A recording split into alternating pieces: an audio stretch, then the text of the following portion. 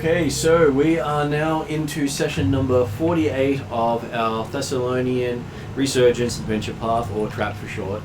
And we are continuing a ongoing story where they're finding the second shard of the Thassilonian star that represents the Sahedron rune. And in tonight's game we have Mark at the table. Hi, I'm playing Sparky, the thoroughly adorable singing rogue who realised her singing might get in trouble in the future. And no longer cursed by a sword. What sword? I have no knowledge of any such sword. I don't know where this sword is. I've never seen it before. Okay. And online today we have Jeremy. Good evening all. I'm playing Corda, the elven, half-human fighter, would-be hero of Sandpoint, who is generally out to improve the world and rid it of all the scum like goblins. Yeah, because goblins just can't be trusted. Never. Considering how many bad things goblins get up to. Especially around Sandpoint. Definitely. Considering there's a couple of armies there at the moment. Okay. And also online we have David.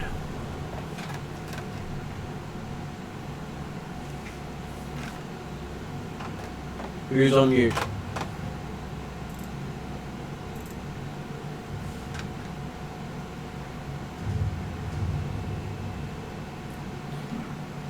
Who's probably still on mute. I can talk about it if he wants. He plays a character called Bella, who's a really, really nice guy, and is always friendly to everyone he meets. Would you believe we don't? Okay. It's worth a go. No, he's not. So usually just for your interest, Skype is telling me no one's in the call at the moment.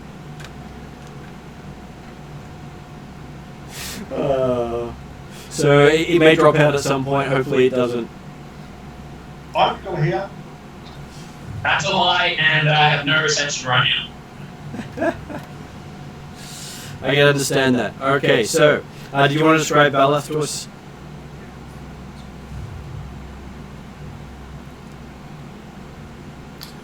Probably would if he had reception. See, he agreed 100% what Sparky said about Bella. He's such a nice guy, friendly familiars, friends that he has. And look, I've seen him never done one thing wrong in his entire life. Is that you've never seen, or he's never done anything wrong? Sparky hasn't seen anything wrong yet. So. I didn't say that previous character might have seen something different. Okay. So hopefully David gets reception soon. I may actually restart the Skype conversation because my end is looking a bit dicey right now. So You just got a message saying you've got no reception? Yeah. I will see if I can bounce it and start it again. So I'll be back in a moment. I'll jump off as well.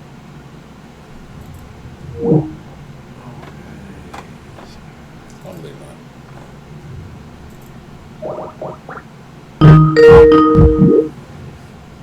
So I got you back, and I'll see if I can add David into that one when...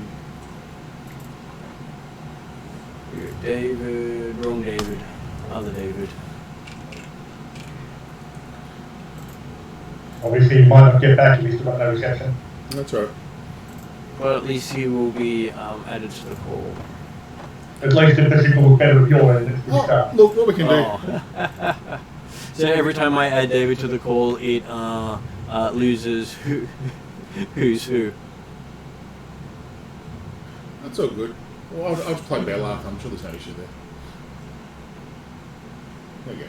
There we go. It seems to have recovered itself a little bit. Yeah, might just be having internet badness at the moment. Okay, we'll just stick that in there. Okay, so yes, we ended last session with you heading back to the Crow, and the ruins of Wrath underneath the crow. And you were travelling through the tunnels to the echoing sound of hi ho, hi ho. Hi ho, hi ho. It's off the work we go. Where you were then greeted by a horned devil who made a pact with Balath. No hi ho. And part of that pact was to remove the object from. Trying to remember Victor's character's name off the top of my head. It is Luna's hand. Yep. The question was removing the hand or removing the object in the hand. It didn't seem to have a lot of distinction between them. And so you ended up getting the boss of the Horned Devil appear, who was very unhappy with the deal the Horned Devil made and ripped the Horned Devil's head off to void the contract. Who then insisted on you starting a new contract with him. And that's where you left it. And I think Sparky's hiding behind Nixer at the moment for obvious reasons. So. Yep. Yeah. So, considering David might not be able to verbally answer with his reception, does this mean it's up to Cordar to save the day with the negotiation? Sparky wants no deal with this at all. Uh-oh. He's back, he's good. Yeah. It's sort of back, yeah, maybe. So yes, you have the Pit Fiend in front of you asking, what are you offering to for the service that you're requesting?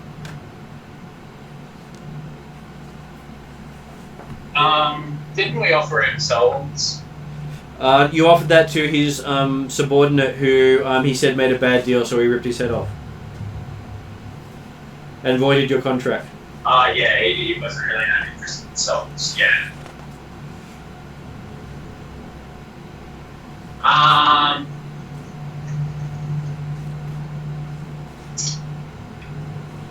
Balak looks back to Sparky and then Luna and Claudia and looks back up to the devil, who shrugs his shoulders and says, no deal, I guess.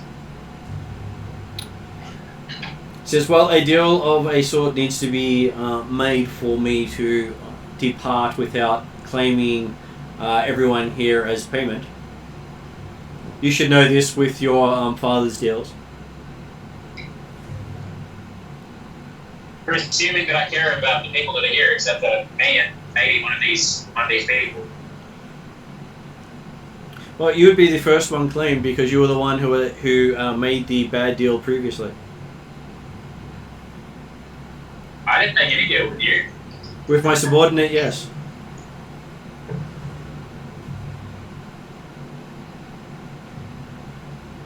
Yeah, but you ate him.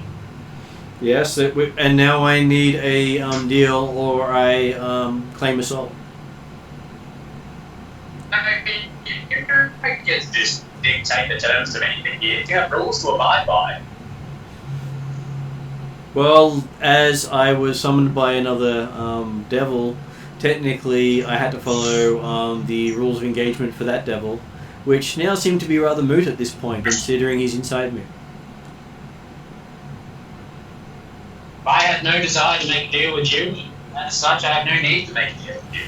Okay, then I will ask the next person, and turns and looks at Cordar and talks to Cordar, saying, do you wish to make a deal for your life? But all the previous conversation was happening in demonic, wasn't it? It was, yes. Abyssal? Infernal, actually. Infernal, okay. And so what language is he turning to Cordar with? He is speaking to you in common. Mm-hmm.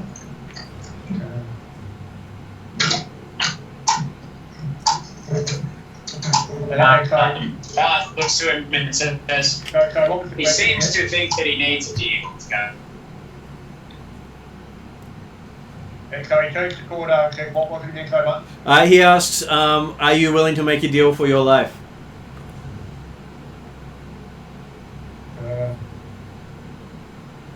Well, any any deal that involves my life is likely to involve my skill. So you're offering your steel for your life? I'm offering my skill if you attempt to take my life. He says done.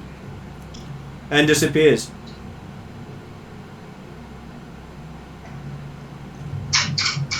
Okay. You find your weapons are missing.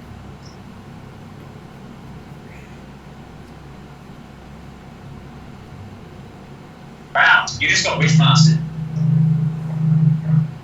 All these weapons? Yes. Wow. Well, the metal ones. I mean, As in just Gordars or the whole parties? Just Gordars. oh, that's okay then. I don't know. Because if your clan dagger went, you'd be in trouble. Oh, what? If your clan dagger went, you'd be in trouble. Oh, yeah. Oh, yeah. Belloc looks to Gordar. Shouldn't make deals with the devils, my friend, especially when you don't have any experience with it. Gordar turns around, punches Belloc, and kicks Sparky. Oh, no, I don't go. Hey, you that made the deal, not me. How the hell did it get here? I don't know. The other devil summoned it. You hear a voice you hear a voice echoing in the corridor. By summoning a extra planar force to deal with a artifact embedded in a shaman's hands. Yes, but how did that devil get here? I didn't do that. That devil got here because someone was singing to the hells. Exactly. Yeah, that's true, actually. The original one was a complete accident. Really, no one's to blame for that one. If it were me, I would take complete responsibility for that first one. That was an incredible piece of magic. Now, And then Balath hears something in his head. Congratulations, you have earned your prize. So Balath now gets to make a will save. For fuck's sake. Hang on.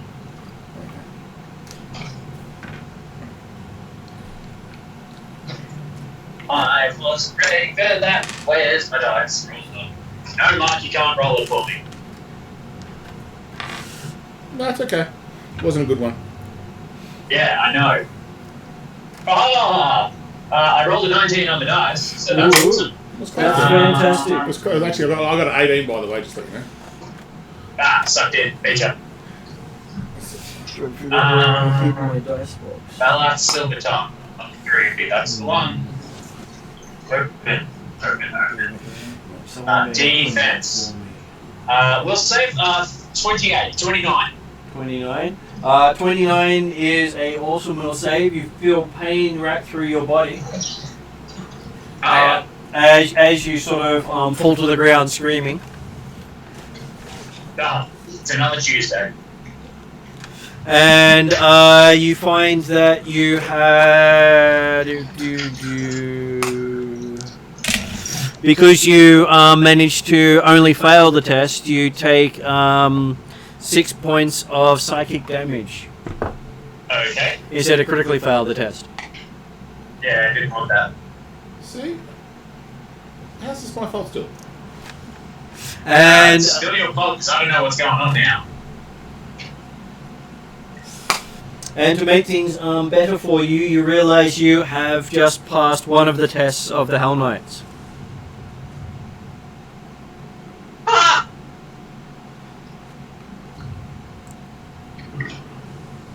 After he gets up from screaming in pain, Bellaf laughs and coughs and laughs. So technically you have gained the Hell Knight Army Guard dedication feat. That's hilarious. What does that do for me? So what it does for you is you become trained in intimidation and Hell lore. I mean, I've already got the intimidation. Which means you can then spend it on another skill. And an armor? Okay. It's the Hell Knight Armor Guard, ARMIGER dedication. Oh, yes, I know the one from the game. What does that do? So that's the one that gives you the skill, which you already have, which means you get another skill. Yeah. Lore with Hal. Oh, if you're already trained in Intimidation, it gives you expertise in it instead. Okay, what does expertise do? So it increases your check by 2. Like you're now expert instead of trained. Yeah, gotcha. And the other thing it gives you is you are now trained in heavy armor.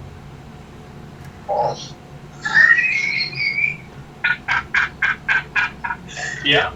And on top of that, a weapon based on which Hell Knight order you take. Oh, I don't know which element order I want. And you also gain resistance to mental damage equal to 1 plus the number of Hell Knight feats you take. Okay, gonna have to write that down later. I don't think it'll be for the moment. It's all good. So there's a feat he gets 1 die damage per feat he has, is that right? He gets a There's plus no 1. way. Plus 1, yeah. My He gets the plus intimidate 1 check to is the- plus 13 now. So that means that if you were to take mental damage, you now take 2 less mental damage. Cool.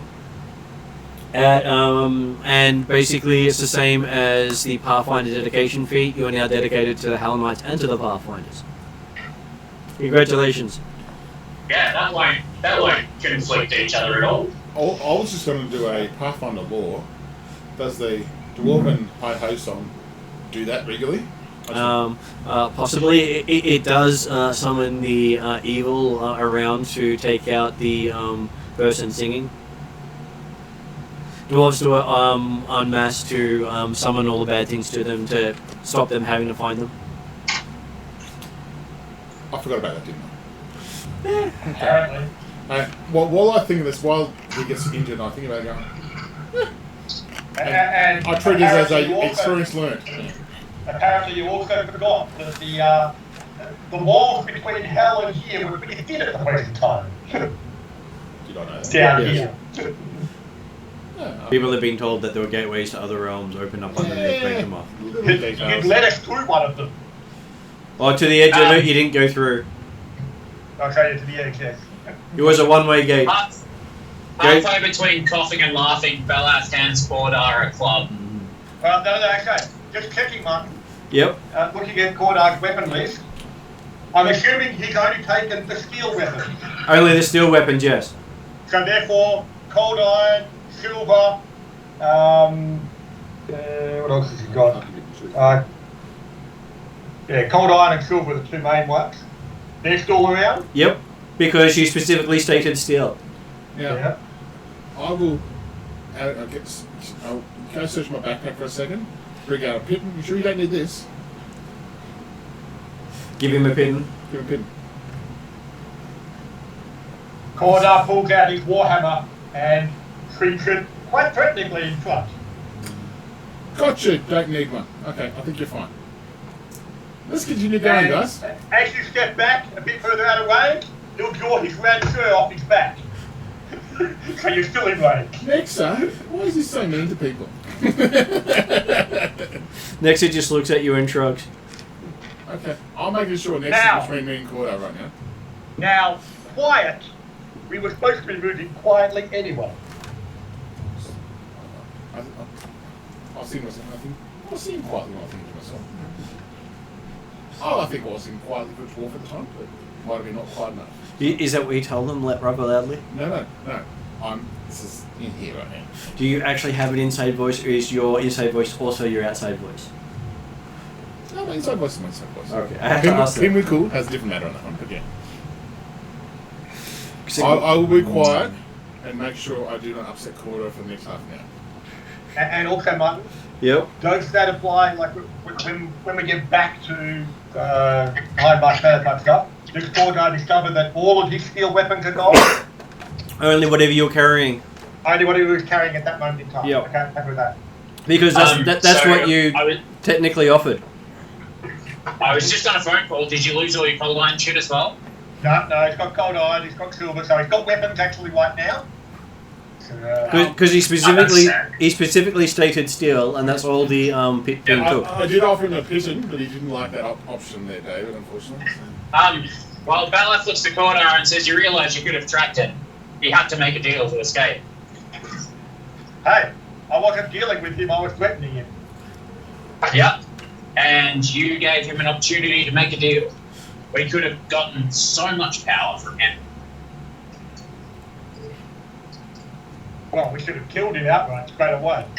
Ha! Good luck. You would have been squished. That's why he didn't kill us instantly. Anyway, I'm.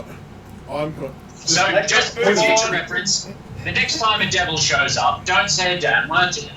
So give me a stealth roll. Or don't call for one in the first place. I never did. I wasn't talking to you. And she didn't know.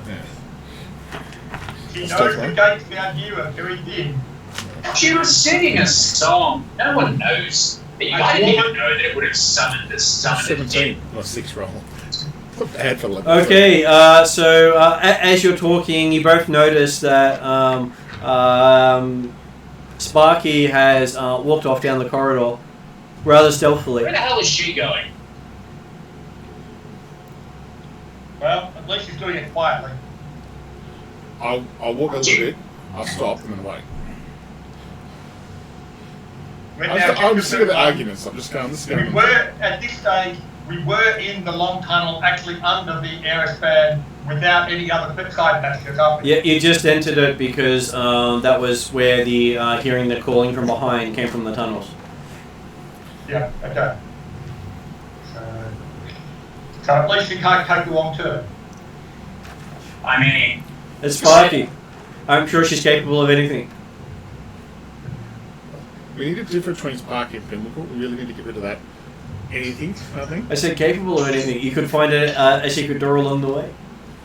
Anyway, I would walk maybe 20-30 feet to stop, wait. Whether next to stop to follow me or not, I'm not sure. Well, she might have just waited for the rest of the finished arguments. But, and I'll just sit Short stuff, where are you going? I'm waiting for you guys. I'm not going to say anything till you catch up. Looks the corner and just shrugs. Yep, well, Cordo's happy to move on. Okay. Oh, by the way, Corda, funny story.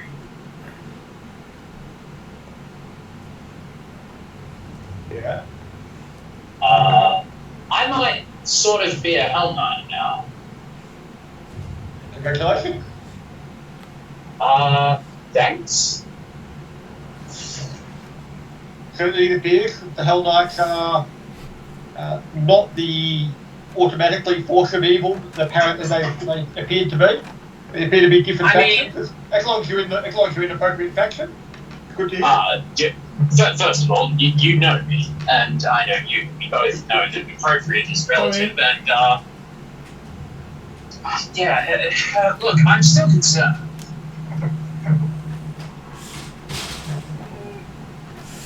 You know, I was supposed to be a diplomat and a politician, right? Well, and it appears the Hell Knights are spreading their influence throughout Varisia at the present time, so I'm sure they need diplomats and politicians. Possibly that's why they recruited you. Well, they do have a spellcasting arm. Yes, it is still concerning. Have they caught up to me yet? They finally catch up to you. Now, I can't talk to Corda for half an hour. One question I did have before the conversation about the Dwarven Hi-Ho song Yep. being a Dwarven song to attract enemies type stuff. Is that something that others know aside from Sparky? Possibly, if you hang around a lot of dwarves, yes. Well, is it something that's Corda? Probably not. There's not a lot of dwarves in Sandpoint. And horse. Okay. Of course, you know, it's my character's one. So, we finally we got rid of the demon, or Corda did. So. No, Corda fucked up and sold himself short. Yeah. Oh dear. We had a demon trapped in our realm, a devil trapped in our realm, and we could have got power and riches. Instead, Corda lost its sword. Another sword. That's a combined present. Oh, that's so cool. It's Very cool glass. My phone's still telling me how to get here. I'm here already. It's Thank you. because it's the whole complex, and it's like, yes, you're trying to get somewhere near here. I'm here. At the kitchen, take 4 steps forward. It says it's a 5-minute walk from here. Well, off you go then. Hit it, Let's get at it. Oh, better find this game. Hey, I'm at the wrong place. Yeah. So if Hey you want Siri, navigate to D&D. Yeah. so did you want to describe your character, if you remember it? Yeah, it's been a while. I'm playing Nexa, a half-orc barbarian. Not really sure what's happening in the game at the moment. That's to be okay. honest. They're walking back to the dungeon under the pier to try to recover an artifact without touching it. Okay.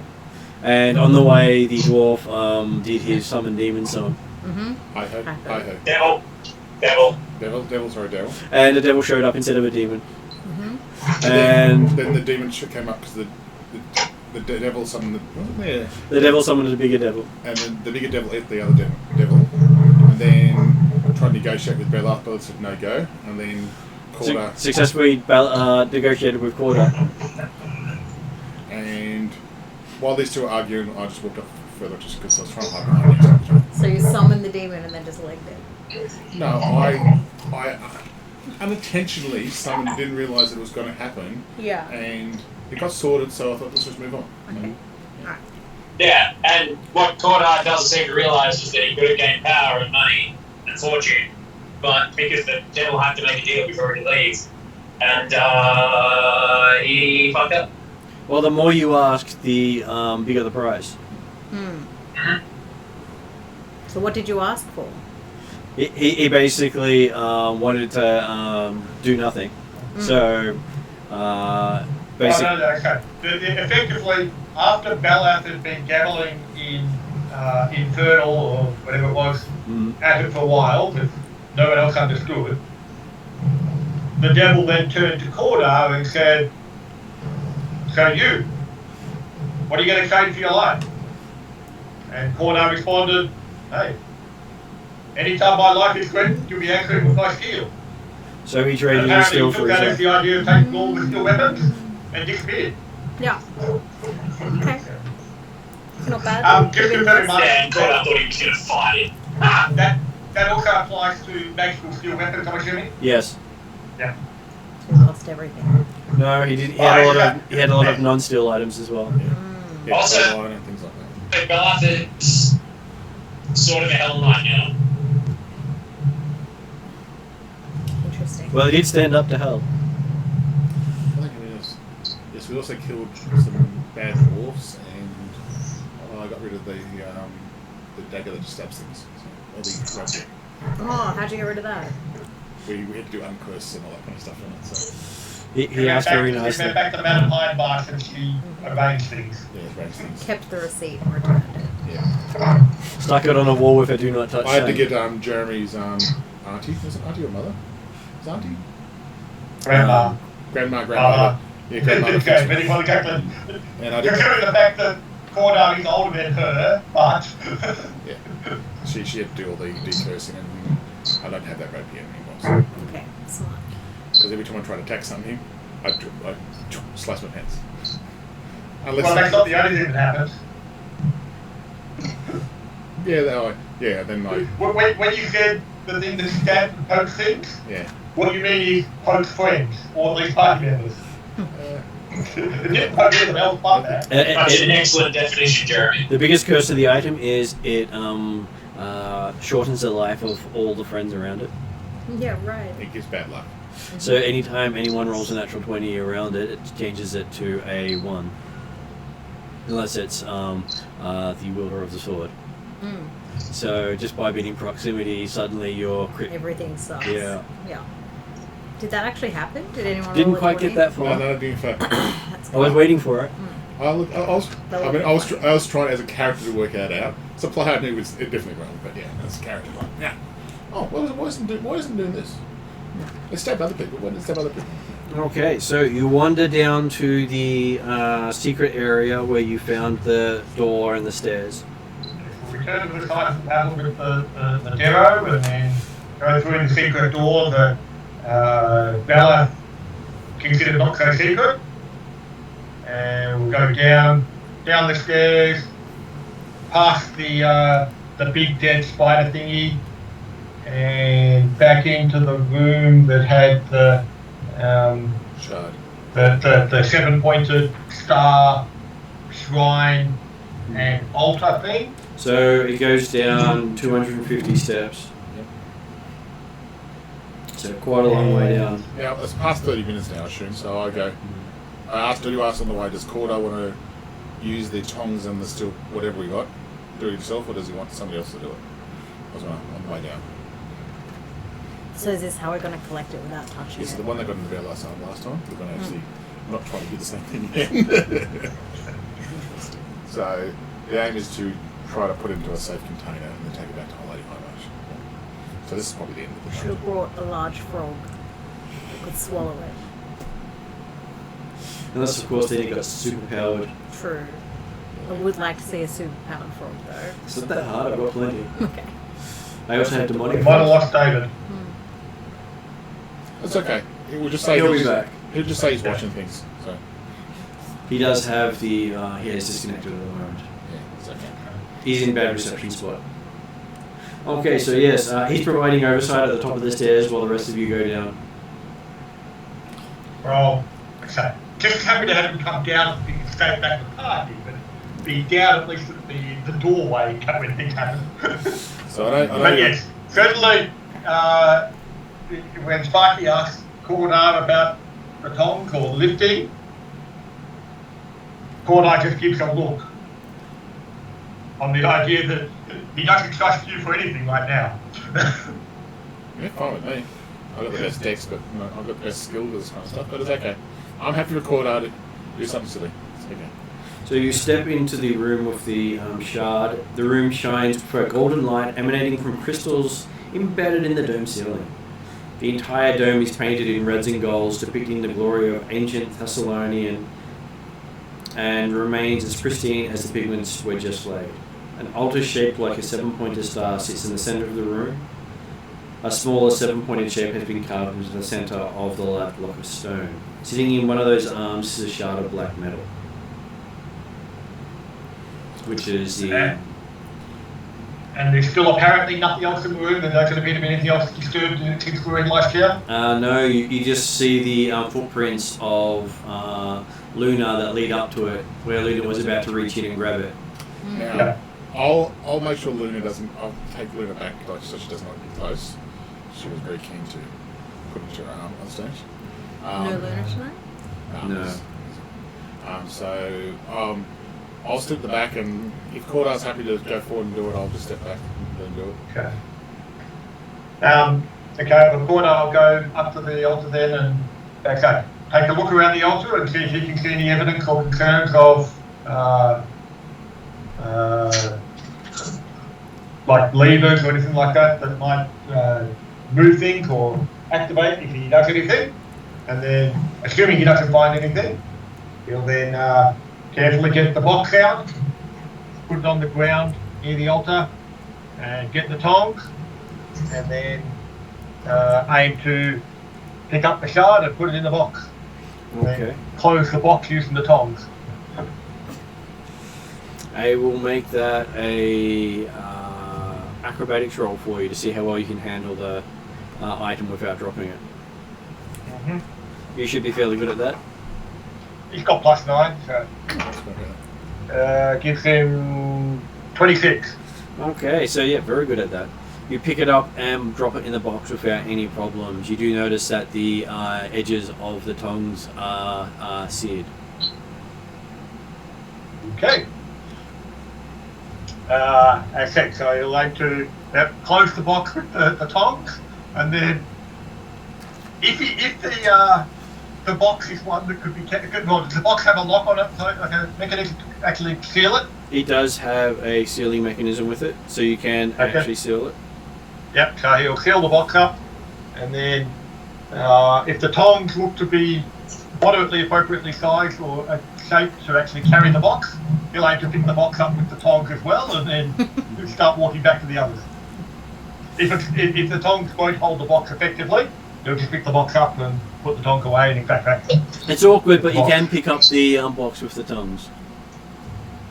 Okay. while he's doing that, I'm looking around the room. Is there anything else here at all? Give me a perception. Okay.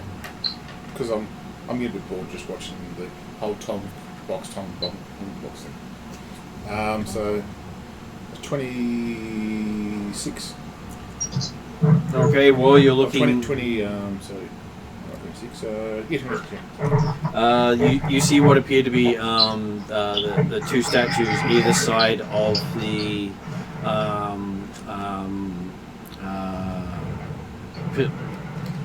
Stand or something. either side of the altar thing that was carved as the seven-sided star, sort of shimmer a little bit. Should have Indiana Jones it. Put something else down. So shimmer a bit to that. Yeah, so it sort of looks. I think Bella might have had concerns if we had a squantum for the one out of the arm. Yeah. You would have to disarm him to do that. Oh. Besides, it looks like the one that was in his arm probably goes to one of the other points of It's the like- shard. It does. So shimmer's like it's shimmering in the light or something. Sort of like there's a spell effect on it. I let Belarth know. He's the expert of magic. He's what? Okay. Sass, nah. I tell Belarth there's looks like there's spells on those two statues over there. Can you notice anything about it? No. Oh. I look at Luna, Luna gives go, oh, whatever. It's like, Okay, Luna's theoretically your expert, the expert with both for coming down and all this sort of stuff. So. I was about to say, speak to her, not me. I just pass the spells. I don't care about them. okay. Luna looks at it and says, "Those are demons from the stories. The demons From his stories, her stories. So they're like creatures holding it. Like carvings? No, they are demons in suspended animation until someone touches the shard. Yeah, right. Okay. Oh. Okay, so while he's doing that, Cordite, obviously he's gone through and, well, the bit on how it takes him to pieces. But basically, yeah, Cordite's carrying the box in the tongs. Once he gets out of the room and back to the base of the stairs again, he'll put the box down and carry it in the, like put it away in your pack type stuff. Right? As you start to walk out of the room, the doors behind you start to shut. At the bottom area where you found the altar with the carving and the shard. So everyone else was in that room at the time. Yep. And as Corda starts to leave the room, the doors start to shut. I'm bolting. So. Does Cordite notice the door shutting as he's leaving? It is noisy. Okay, so he will eventually step back briefly to see if he's in the room or if the shard's in the room, but that will keep the doors open. It's still shutting. It's still Yeah, shutting. Bella makes a swift exit. Same with me. Yeah. He'll call out the Legging others it. if they're not moving. I'm dragging Get out it no of matter here. what she says. And so you all make it out just in time as it shuts, and the door shimmers again as you first found it. Is Cordite within kicking distance? Yes. I kick Cordite saying, thank you. For what? At least warn us that you're going to shut the doors on us. Hey, I said I was going to collect the shard. You didn't tell us about the door shutting while you're walking out the room. Hey, I'm not the expert on this stuff. Talk to Luna. Luna just shrugs. Luna's the one that opened the doors. I just He's the one that's side. been controlling all the doors down I here. just side this part. Can we agree that none of us are experts in this? Nexa's fine with that. Yeah, I'm fine. I'm actually, yeah, that's fair enough. Let's just get back. Just gonna grab an energy drink. So yes, you start heading back. Luckily for you, there's a long passageway. You start singing. No. No singing while in this passage or anywhere under this place or till we get back to a bar Yeah. or no tavern. Yeah, if anybody starts singing, bad things are happening. Yep. That's what I'm happened going last to time. treat them like a leashy. I was going to say, and that's before anything appears for the outside party. Do you want a mince pie, I guess? Oh, that's fine. Did you want a mince pie? No, good thanks. So, yeah, no, I'm not going to sing. Yeah, not even going to record her. So, yeah. No humming. So, we in trouble last time. So, Okay, you reach back just as the sun starts to set. Just having spent the entire day walking, it feels like. And as you step out into the alleyway, you hear cheers. Huzzah, huzzah, Pimwinkle! What the fuck is happening with Pimwinkle? Oh, you will really find out. Belath stands tall. Nexa looks visibly angry.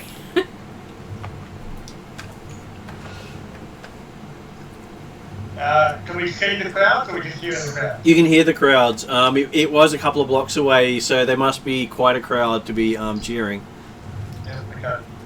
Once everyone's out, Porto will again aim to ensure that the passage down to the sewer grade, whatever it is, came out on, is again reset and not obvious that people can come and go through here. In a swift case of that's nice, dear, Belath runs off towards Pimwinkle. The Pimwinkle crowd. Mm-hmm. Followed by your puppy. Porto's going to go back to home back planner. Ooh, where's Puppy? Avoiding the crowd. I'll follow Nexus direction. I don't know Pimwinkle I well haven't enough. liked it. So I'll go back with Quarter Yeah, and I'll the box. do the same thing, because I don't know enough about Pimwinkle to say whether it's excited or not. So. You guys suck. I do ask next on the way back, so... Dude jizzed on my mum's bloody bedsheet. Oh, you said... And I said, the dude would what? Because I'm asking you about Pimwinkle and going, what's this Pimwinkle guy about? You're too young. Too young. I don't know how old you are. How old are you? Oh, I feel like you seem young.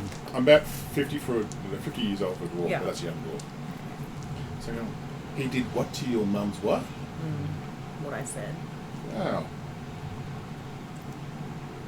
Really? And as you're walking along, you're hearing Pimwinkle, Pimwinkle, Pimwinkle. Wow. Well, yeah, I'll get the box back. We'll get Quarter back with the box. I don't know. And then potentially Sounds like a real dick. ruminate further. Sounds like a real dick, that guy. I can't believe we would do that. Oh, it's just wrong. Anyway, I'm just going to walk back with these. And you see many pieces of paper with the first person gets off for half price discount tickets. Like littered on the ground? Does it have Yeah. like Pimwinkle's face or anything on it? Or Or is it they've just got, like a voucher for a whorehouse? Yeah, well, it's a voucher for the Temple of Lust. Yeah. Good for Magnamar or Corvosa. Interesting. Let's see where this is going. When you did last week, okay. Glad you weren't here last week. Yeah. So yes, Belath, you arrive. There's a crowd of people cheering. You can see a whole stage act going. Yeah. So many naked and half naked people joining in. Fantastic. Is Pimwinkle here? It's hard to tell. They're all wearing hoods. As the only thing they're wearing. Belath will continue to observe. My character's gone bad. Not bad, but interesting. Yeah. And basically you can see over Also the make it very obvious that he's there and make himself very noticeable. and you do see that this is what Pimwinkle's mother's house used to stand. Is now got the Temple of Lust in big glowing letters over the door.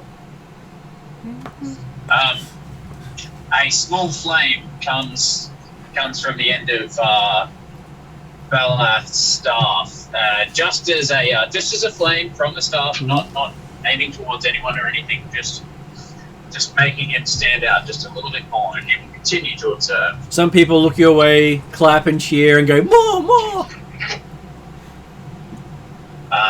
Well, if you ask, you shall receive. How tall is whatever chamber that we're in? You're in a street at the moment. We're outdoors? Yeah, you're outdoors. Yeah. Any trees above us? Anything above us? No, you're in a slum area of the city where everything is highly flammable. Yeah, I think her house was on the docks, I think, or near the harbour, I think. So, but there's nothing above us. I'd say The building's probably crowding above you and lean over on top. I'd say that if you're talking about 1,000 feet, yes, there's the what they call the era span, the still standing part of the bridge that you were in one of the pillars of. Yeah, ask a stupid question. So I could very feasibly cast Burning Hands into the air You could, yes. without burning anything. That's the skill, yes. Fuck off. The aim of not to hit something is always a challenge, with an area effect. It's a cone. I know. I've got an idea what Pimmick would say, but anyway, I'll leave it up to you. Alright, prestidigitation, some flashy shiny lights to keep the lust ridden people happy. Okay, so people are cheering and throwing coppers at your feet. There you Is there anybody around that looks super poor? Yes, everyone.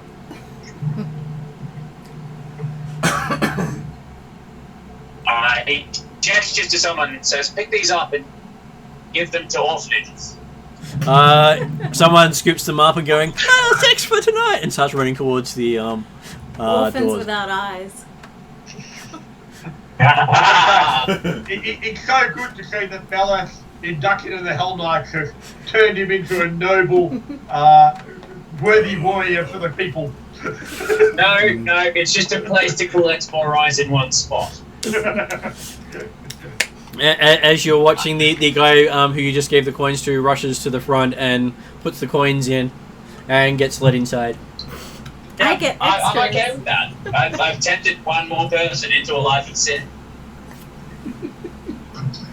Oh no.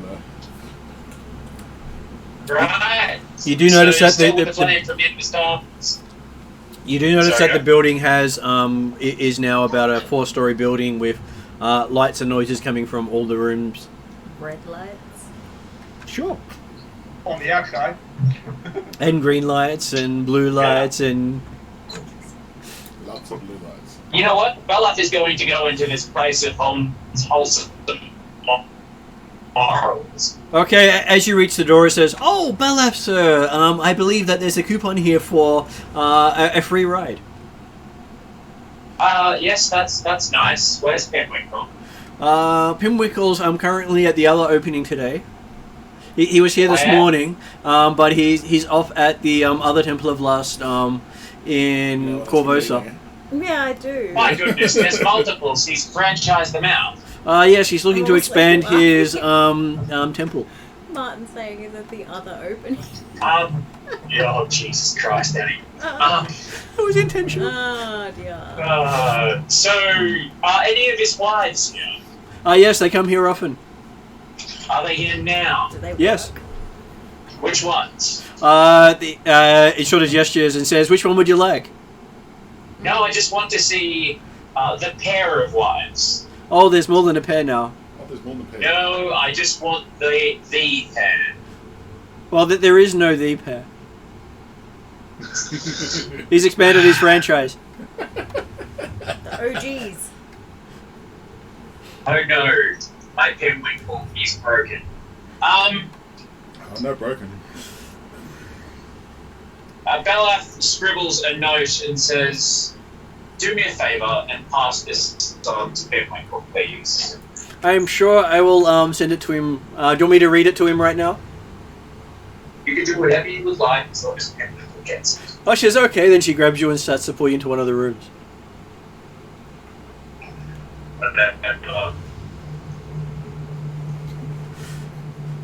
She is a sex demon after all. Now, Belaf does not participate in any of the referees. Even with jewel encrusted dildos? Yes. Yes, I just Well, thought- if you're not interested in Yes. participating, she lets you go and Give Penwinkle the note, please.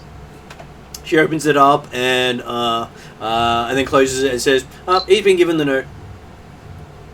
Okay. The note just says, "Come find me, Bella." CUM. That may have been a Freudian slip of text. Don't worry, she says, "I'm sure she'll find your opening soon."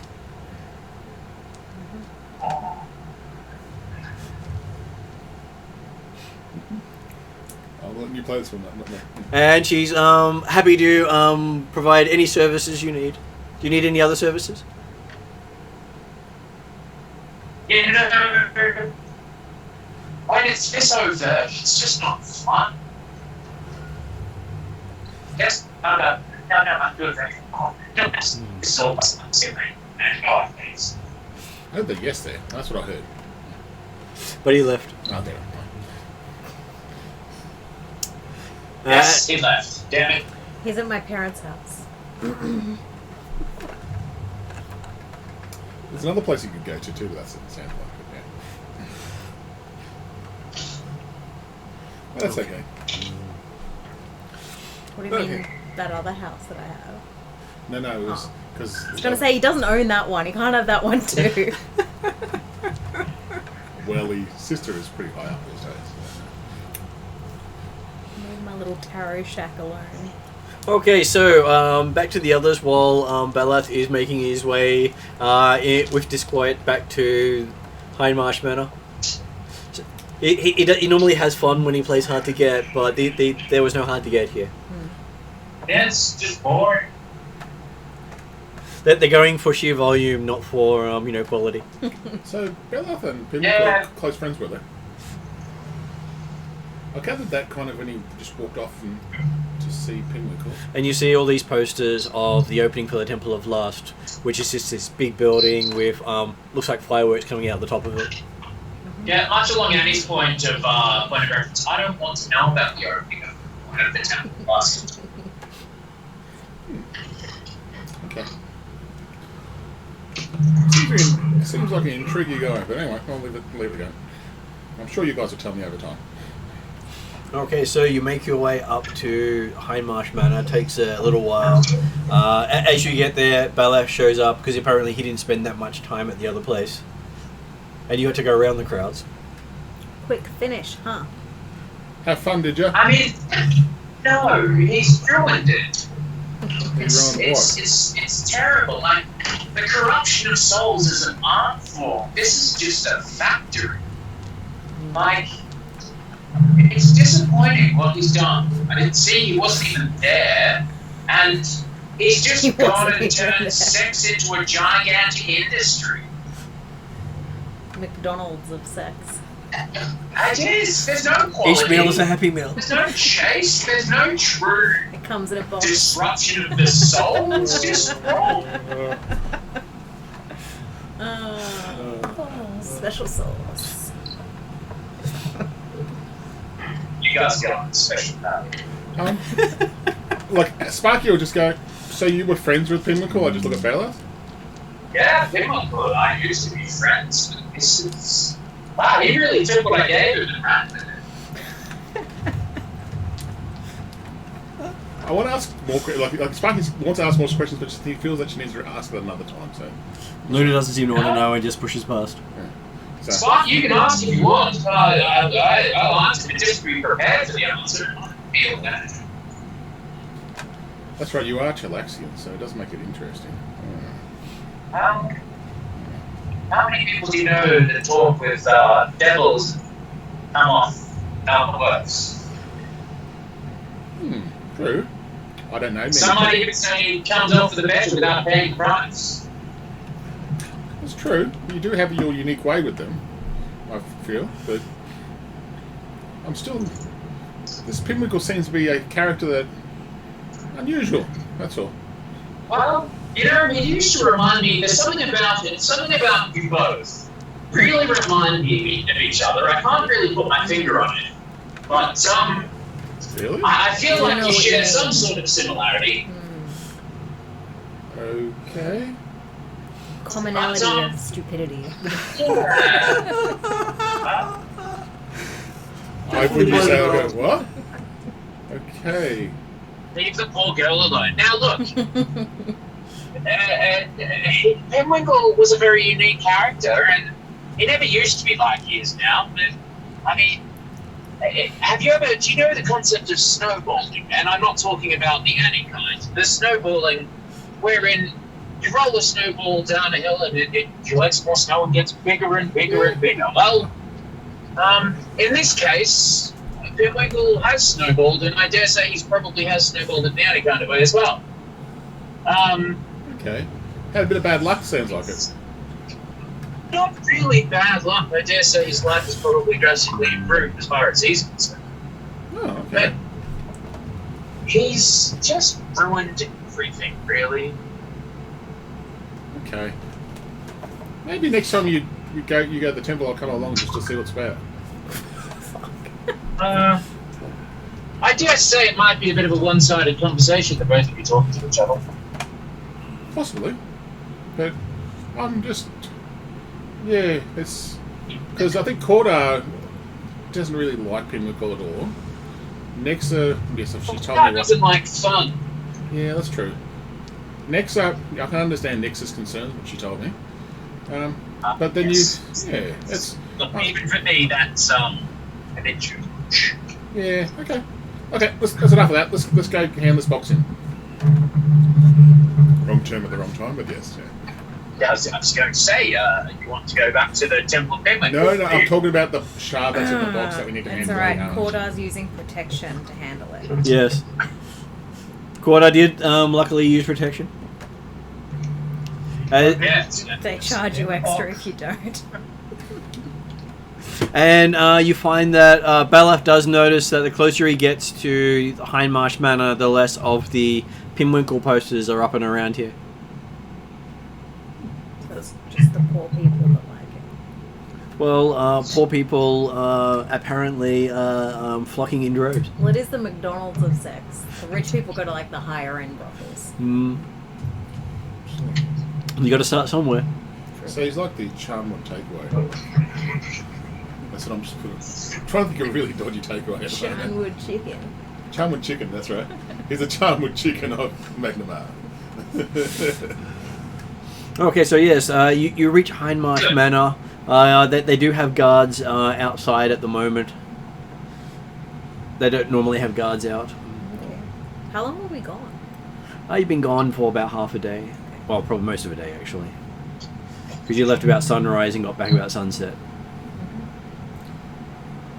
Well, so there's guards outside. Can we ask the guards what's going on? Oh, they say with the opening of the Temple of Smut, they thought it'd be wise to have guards around the perimeter. I'm getting different opinions of Penwinkle from just listening to people, but anyway. But, like, good... Like, Especially considering he used to have access to this place. Oh, good point. That's a fair point. I'll go. We don't particularly want any little midgets getting in here and causing trouble. Well, now that's... Yeah. Now I look back and forth and look. You mean people like Penwinkle, I show? No, just Penwinkle. Okay, gotcha. He's no longer referred to as the halfling here anymore. He's now the midget. Because he's not a credit to his race, they say. Wow. He's not even a credit to the portraits. Really. It's got to be fucked up, obviously. He's even corrupted corruption. It's disgusting. Has there been any like violence or anything? No, we don't know yet, but we just keep hearing People seem of pretty the... drained, really. There seems to there was this street orgy that went on for many hours, Yeah. and well, it was so bad the guards refused to go anywhere near it because they got caught up in it. Mm-hmm. So all the guards pulled back and just let them go. Yep. Yeah, So all the guards pulled out, didn't they? Yep, they all pulled out. That's what I was thinking. I was like, yep, I need to change that term of that. Pathfinder night. Oh, yes, Pathfinder Wednesday night, yeah, that's right. And all the locals were all in. Yep. And out. And in. And out. And I heard a guy... And repeating. I heard a guy like Flynn got in there too. So I had to say. Anyway, continue. Right, yo. So, well, we're just gonna go inside now. Yeah. Yes. It's probably safer inside. The wards do keep out the unwanted. Sounds good. Good to know that I'm not. Yeah, depending on who you've made deals with. I made no deals with anyone. That's part of why I'm so good at what I do. Now I'll get to find out what Lady Harmarsh found about the stuff that I ate. So, Okay, so you make it into the manor house, and you find that Lady Hindmarsh is currently not there. Classic. She has. That whore. wow, that was deep. What a slut. Where's that bitch at? Oh, she's Sheliax. She's what? She is the same people that Balaf's I from. thought you said celiac. Sheliax. Well, that's. Oh no, my greatest weakness. She ate some bread. Oh. Don't worry, she'll be down for a week or so with that. No. She's 5 breadstick and flute. Alright, so she's off shagging someone, potentially. she's off investigating. She said. Do you know when you Damn. should reach back to the house of guards? Or? She'll be back shortly. Okay. I'm just waiting for the things I gave her. She's looking into. Right. So Jeremy's still got the box. Jeremy's still got the box. He carries the box through the threshold. And What's noting in the that, box? In the box. noting that Madam Hindmarsh is not there, Cordar's immediately going back to his room he's belonging, just to confirm exactly what the devil took, or didn't take in this case. He didn't take anything that you had stored here. Yeah, okay, yeah, happy with that, but, and What the he'll basically Oh, take the opportunity to keep in the box with him. He'll walk out in the back courtyard type stuff and just start practicing with his weapons. You do notice that sitting on the bed is a whip. Cordar's bed? On Cordar's bed, yes. Nicely placed in here.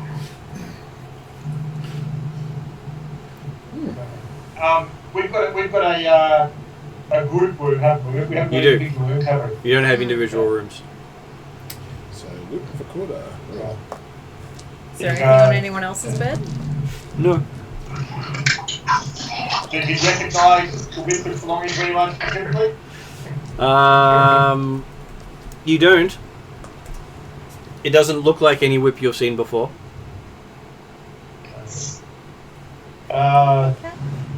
He'll just move it and place it on the table or something that's in the room, and then go out and practice his weapons. Well, as you pick up the whip, you see the length of the whip start to light up with flame.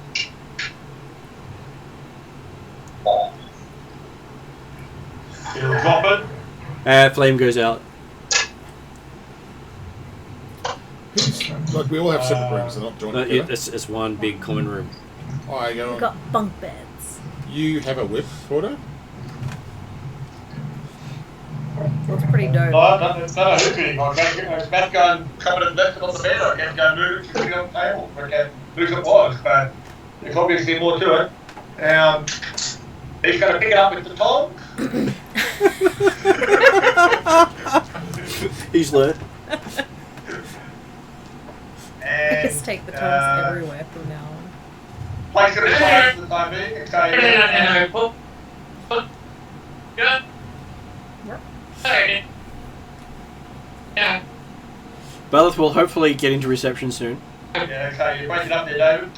But Cordar's happy to, he's happy to pick it up with the tongs and put it aside on the table and say, don't touch it. Don't know where it came from. Hang on, we got one table here. You've got a side table for every bed. I'm going to get all my gear out for my mapping that I do as part of my character. Would the whip get onto my mapping or not? You've got your own side table. Okay, go. I'm on my side table. I'm just trying to draw out what was in the dungeon. So, Go, David. Put it down. Put it down. I'll get her. So he's putting it down. He's putting it down on the table where it can be viewed, but not touched. I'm just going to finish off the kind of, because as part of my character, I draw them dungeons we're in, so I want to give the lady high nice when I'm done. So Okay. yeah. You start mapping. I start mapping all the notes I've taken as I've gone along, trying to make sure I've got it as accurate as possible. So Okay. I'm a cartographer, supposedly. So.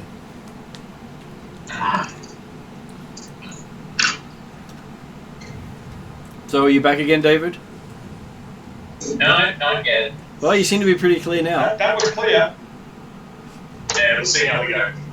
Yeah, Cornar's a corner. Belath looks to the more initiative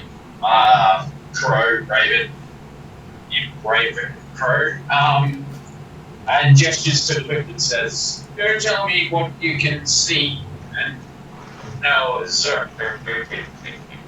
Okay, it Unless you ran out responds. of battery. Yes. Go and tell me what you think. It just looks at it and says, "Oh, it smells like hell." It's probably Cornar, I would. most likely a repayment I'd say for hell. most likely a repayment for what was taken. But, maybe. No, I actually think that whip might be quite safe to use. The devil took something and he had to give you something back. Did Devil go down to Good Georgia at the same time? It's a great song. You can stay there for the time being. Belath goes to touch it. Your hand passes through it. It is yours, Corner. Yours and yours alone. You can stay there for the time being. Yeah. And the time being forever. Zero trust. So I'm just going to do the mapping. Oh, no. Cordo's got no intention of him staying there forever. He's got to move it somewhere safe, like up on the wall next to that rapier. But he's not touching it to get there. With the tongs. And I'm not going anywhere near that rapier at all. Just if he mentions the rapier, I'll just make sure I'm staying 5 feet away from him. I imagine Cornar's sex life is much like his interaction with cursed items. Speakably. I'm leaving that one alone. No, not getting involved. Nexa's half orc, right? So Yep. Nexa has like greenish skin. That's up to you. So Nexa wants us to start a rumour at the local tavern that going to the Temple of Lust gives you green dick because all the whores are diseased. Okay. Give me a deception. I say this very intimidatingly as I say this. Intimidation Can I use roll instead intimidation? then. I'll make an intimidation. Okay. 16 plus 8. Okay, so 24. Your dick's gonna fall off! And you got some people going, yeah! And some people got Lush looking at them going, what?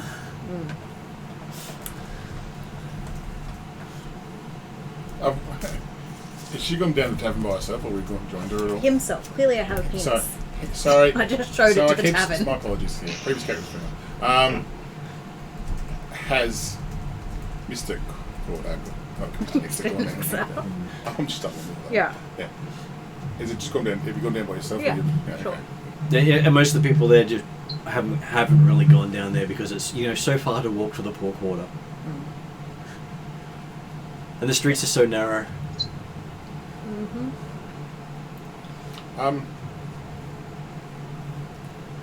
Can I ask around if Cordar's grandma is still around anywhere at all? I'm sure she might still be around somewhere. I just want to thank her again. She's not in the Pathfinder Lodge, no. Can I make inquiries and see? Just I was going to Sure. put some donations to Desna or something. So she didn't ask for anything at the time, but I wanted to really thank her. So. Okay. Oh, she got rid of the rapier. Give me a religion roll. Because, Thank you, disease. He had green dick too? Probably. She had green dick. That's even worse. 17. No. Total He had 17? Blue Dwarf. Blue dwarf. I'm sure Blue Dwarf is worse. Okay, so you find out that she's staying in the outer edge of Magnamar, outside the city. Oh, so that's a fair way out there. Basically with a caravan and some other of her Varisian friends. Is there any way I could like? And most of the native Varisians decided that it was a good time to leave the city while the Temple of Lust was inviting everyone in. If there's a Temple of Desna around in the city, or? There are temples of Desna, but most of them are shrines for people to walk up and offer stuff. More than official temples to go for sermons. If there's a donation kind of thing, I find the closest one to the Pathfinder Society. Mm-hmm. I'll drop a couple of gold coins in there and say, "Thank you for your." And I'll just mention her name when I say just thank Desna as well. So thank you for helping me out. And I'll walk back with. Give me your religion. That's a 7. It's a 7. Yes. Okay. Yep. You pay your lip service quite nicely. You feel as you say your offerings and drop the coins in, and walk off.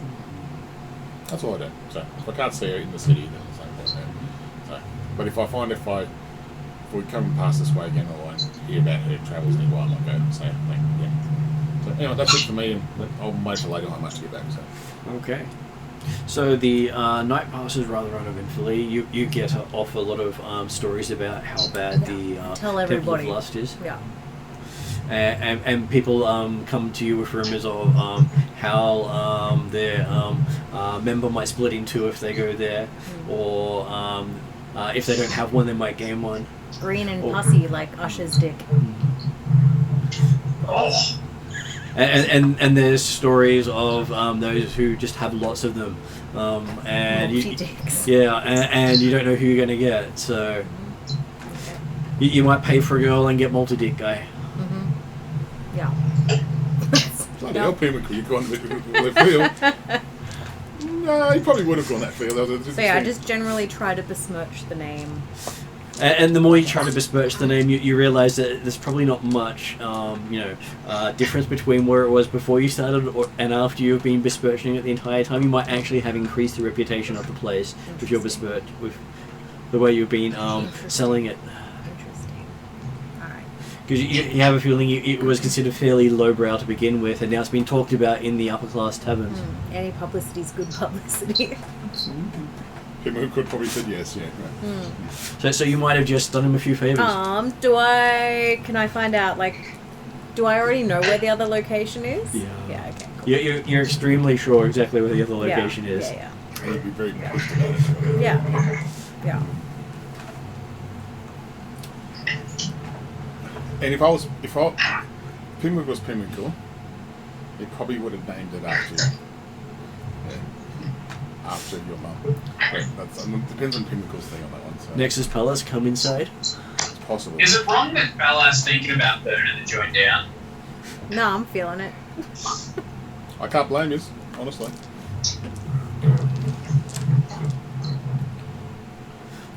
There are many things you could burn down. It's just offensive. Like, if it wasn't going to burn the whole area down, it would be considered now. But as an ex-Pimlico player, and as you used to play as pretend to be Pimlico, and Pimlico used to burn a lot of things down, that might be I suppose, as Martin said about the pub, a similar thing, saying, hey, Pimlico burned his place down, it's going to be cool, and then I might be able to do that up again. So Yeah, and then he'll start a Temple of Fire. I wouldn't put it past him. Wouldn't put it past him. Well, there might be a Temple of Lusty Fire. Yeah, then he'll go and burn down Nex's parents' house instead of. Happier with it being burnt down, to be deflowering it. honest. I'm happy to go burn down that house too. Yeah. I'm just going to wait for Lady High March, because I think that's all I can. Otherwise, I don't want to start going between two different characters. So, Okay. That's the smartest thing you've said today. yeah, thank you. Okay, so that morning when you awake, you find Lady Hindmarsh returned during the night. Disheveled. Looking a bit tired because she has been travelling various places. She's basically comes in traveller's outfit and with a couple of other Pathfinders that she travels with. So she wasn't at the temple. Good. I still like her then.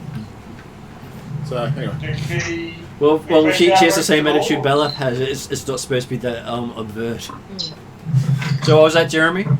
Did she request our presence, or did we arrange to make a meeting with her at some point? Well, it's quite obvious to hear her return because she comes through the way gate in the centre of the courtyard where all the barracks are. Yeah.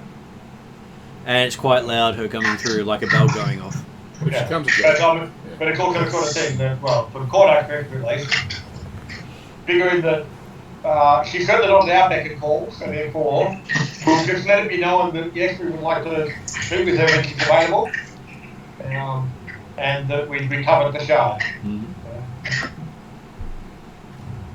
Okay, so Yeah, Cordyce's happy to wait around for the day, however long it takes, to catch up with her at some point. yeah, I want to catch up with her about the stuff we gave her as well. So I'll wait with Corda. okay. So a few hours later, after you had a chance to eat and relax, you get a message from Lady Hindmarsh. Yeah. We will go in. Okay. Cordar will come in with the box and also with the whip carried in tongs. The whip passes through the tongs. Oh, so he couldn't pick it up with tongs, huh? Yeah, unable to pick it up with tongs. Okay. He'll leave it, well,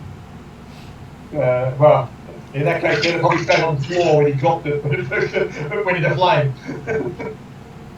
Oh, you picked it up and put it on the table side, yeah.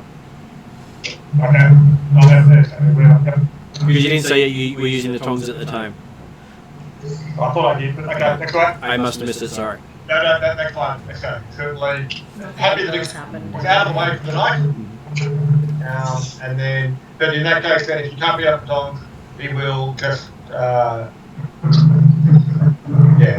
he'll leave it there for the time being, and it can be discussed later. Okay, So, so yeah. you see that her room's got what appears to be a laboratory table set up with a grey-skinned creature strapped down on it. Do you recognise the creature? You've seen its type before. Looks like one of the vampires you've killed previously. At least everyone keeps calling it a vampire. Well, no. One person kept calling it a vampire. everyone else specifically called it not a vampire. Well, no, I'll be frank, that two people tended to call it a vampire, because Bella certainly called it up occasionally. What were they? You never knew what they were because you had never actually been able to examine the body before, because whenever it died, it burst into flame. And this one still looks alive. Okay. Isn't that a ghoul? No, not a ghoul. Ghouls' mouths don't separate in 3 different directions. So its mouth I've goes seen up this and out like that. In a play, I believe they called it Lvl3. The only thing I remember bursting into flames was a leshy. That was memorable, I'm sure. Chuckles. That appears to be one of the creatures we saw beneath Sandpoint. Yes. And also, I think, did we find one of them in the Cogmouth Heresy? You did, yes. Yeah. So, where did this one come from? This one she got from Thistletop. She was exploring it. I understand that was currently overrun with goblins, is it not? It is. And so that's basically what its face looks like. I'll show the other guys. So you can actually see it, Jeremy. Yep. Well, So that's what it if you ever looks like. if you ever return to Thistletop and you desire company, I would be most happy to accompany you. Well, she wanted The goblins are threatening Sandpoint. She wanted to find out what was controlling the goblins and deal with it, because the group she had there didn't find out. And is the problem being dealt with? Problems sort of been dealt with. But there seems to be a demon lord there. Demon Lord. Well, Is he missing a whip? Demon more lords than happy. can use whips. More than happy. Sorry, go on. The demon lords can use whips, but so can many things. It was summoned by sacrificing lots of goblins. So goblins aren't as big as a problem as they could have been. I'm not sure that's an improvement, even though goblins are bad enough. Based on what the devil saw. Demon. No, you go, Valor. I'll let you go first. No, you go. There was no devil, it was a demon. It was a demon. The second one was a demon, wasn't it? You saw two devils under sand. Oh no, under sorry, I Maiden think you were talking about this demon that I was talking about. No. So if I knew that was a devil, not a demon, then I wouldn't ask the question. What does it look like, kind of thing. But no, if I know the difference between what she's talking about, then I won't ask that question. And she says that her team was lucky to get away before it caused any further problems.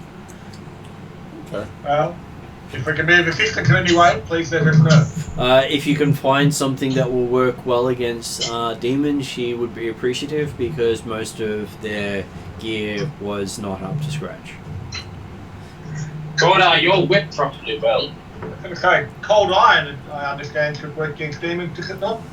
It should, she says, but whatever reason, none of their usual weapons worked. Silver? God, your whip, it'll do the job. If you have a moment, ma'am, okay. We've returned from the crow's nest, the crow, and recovered the shard. Okay, she says that she would be greatly interested in studying it, hopefully this time without one of you stabbing it in your arm. I know the Bella. So far, that's been avoided. Yeah. So far. What else? I asked her the stuff that we dropped off before. Did she have a chance to look through it at all? She has, and what was the stuff she dropped off again? Okay, so what I had down was a bone. She probably has not if she's been dealing with demons in Thistletop. No, so it was one that was ruined with a dwarf ruin on it that we found downstairs. We had 10 vials of colourless liquid and 10 bags of stuff. Okay. She says she was able to identify what was in the bags.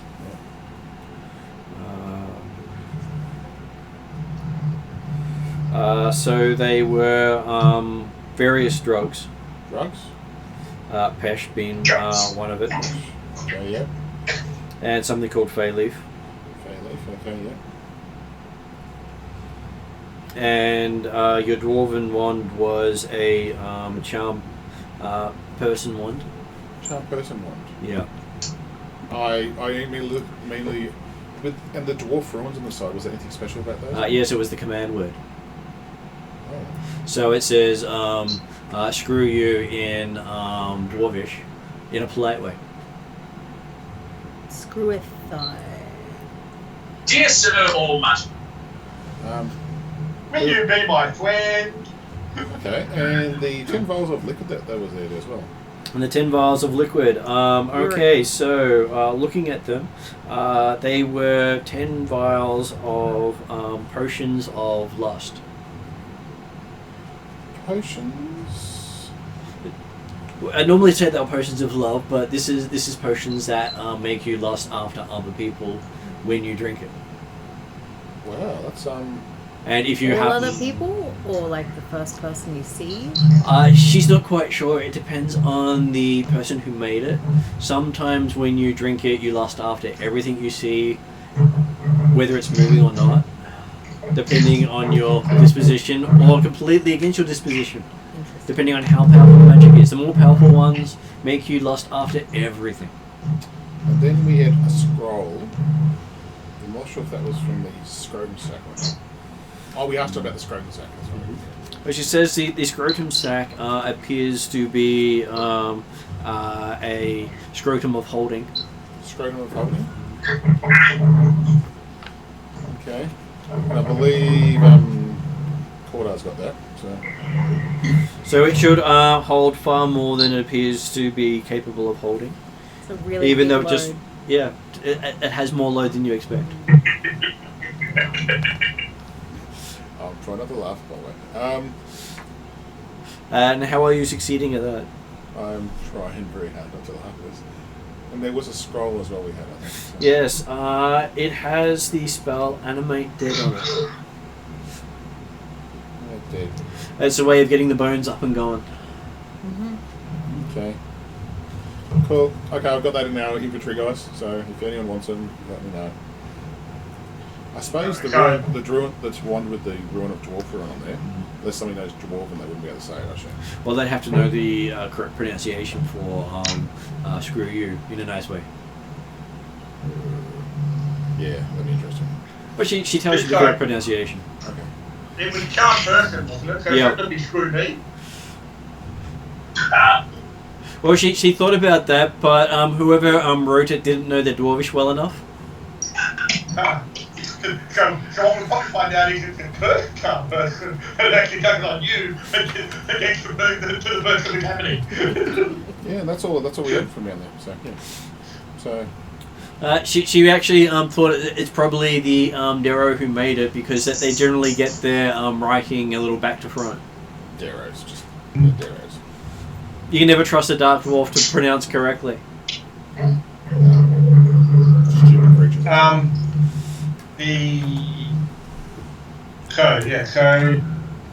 So we've got We're happy to leave the shard in your care. As far as we're aware, we couldn't find any other passages or unknown areas within the Crow, and basically Cordell or something like the party will provide the map of everything that we found as to where it all laid out. They described the room again, the picture, the picture above, like the 7-foot star above and everything like that sort of stuff. And then while they're doing that, they also talk about the fact that it would appear that there are gateways to other locations and planes. The walls are very thin down there, and explain the apparently accidental summoning of the devil and the interactions and encounters through there. Which will then also lead to the fact that yes, there's a whip that apparently no one else can touch except for myself, actually up in my room that appeared there. That certainly, when we have the opportunity, it would be appreciated if that could be looked at to determine exactly where it came from, what it is, where it came. She can look at that later today if you guys. There's certainly no rush for it, man. If you guys wish to rest up, because you might be needed back in Corvosa with some rumours she's hearing back from. Also, I've found our maps. I do mention that there's 2 inanimate devils that were near the shard, but from what I gathered from my friend Luna, the one with the bung hand, I say, well, it seems what we can gather is that if anyone touches the shard, they will activate. So I thought it might be mentioned that you consider somebody's going to do anything with that shard. Well, that's partly why we suggested not touching the shard in the chamber, That's what I because most traps require you to touch the item and they then go off. It's like, I just thought to mention, just in case all of a sudden there's some strange things looking for the shard up to come up from down there. I'm sure there are already strange things looking for the shard. The gods are awakening, and these are part of their tools. I think something up, David. From what she has been able to determine is that is the Shard of Greed. Which one? The one in Luna? No, the one that you've in the box. Do we know what one's in Luna? Luna has Bella. has the Sahedron medallion in her hand. Yeah, the one I used to have in them. So And it Bella's is. got the Shard of Pride. So it is Totally unrelated or connected to Bella's in any way, shape, or form.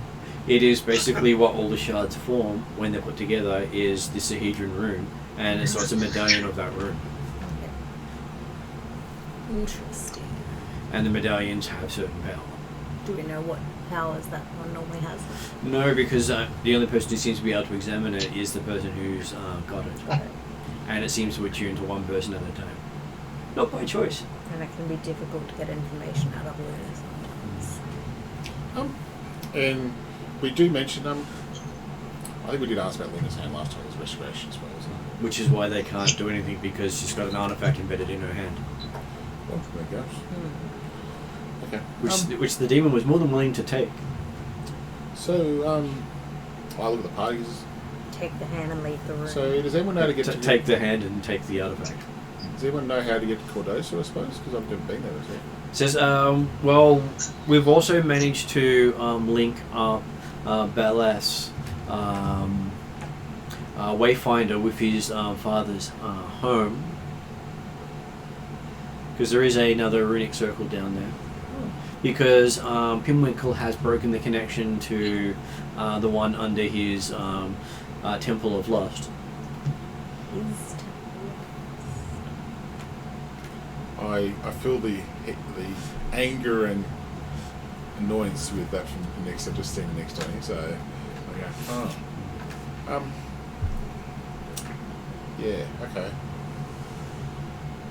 And was I did I overhear that there's another place down at, or has anyone told us there's another place down at Cordosa of Pinwinkle's thing yet, or is that just Well, that's what she just said. I did mention the jizz earlier as well. Yeah. So there's going to be another place down there too. Yes, apparently he came there later this afternoon when he'd come here this Came there morning. many times, that's the problem. And I'm sure he keeps coming. This guy doesn't sound a nice person. Well, he's named himself the High Priest of Lust. So far. Very, yeah. Okay. Yeah. Not particularly very Chilaxian. But, yeah. Was he from Chilaxia? Was he from there? Or No. From Magnuma. Magnuma? Oh. Which is why his mother's house is Yeah, he turned has been redeveloped. he turned his mother's house into a temple of lust, you're saying? Yes, and I believe she's also available for a price. Wow. Wow. I'm just in shock. Sparky's in shock at this kind of situation. Nexa briefly contemplates fucking his mum.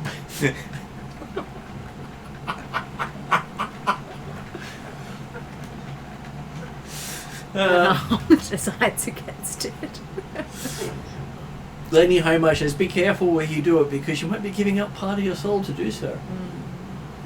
But being able to say it. I'm sure many people in town can say that after tonight. Okay, true. But of course, one of the other staff members happens to walk in and they say, I wouldn't do that, man. Apparently, you get green cock or something.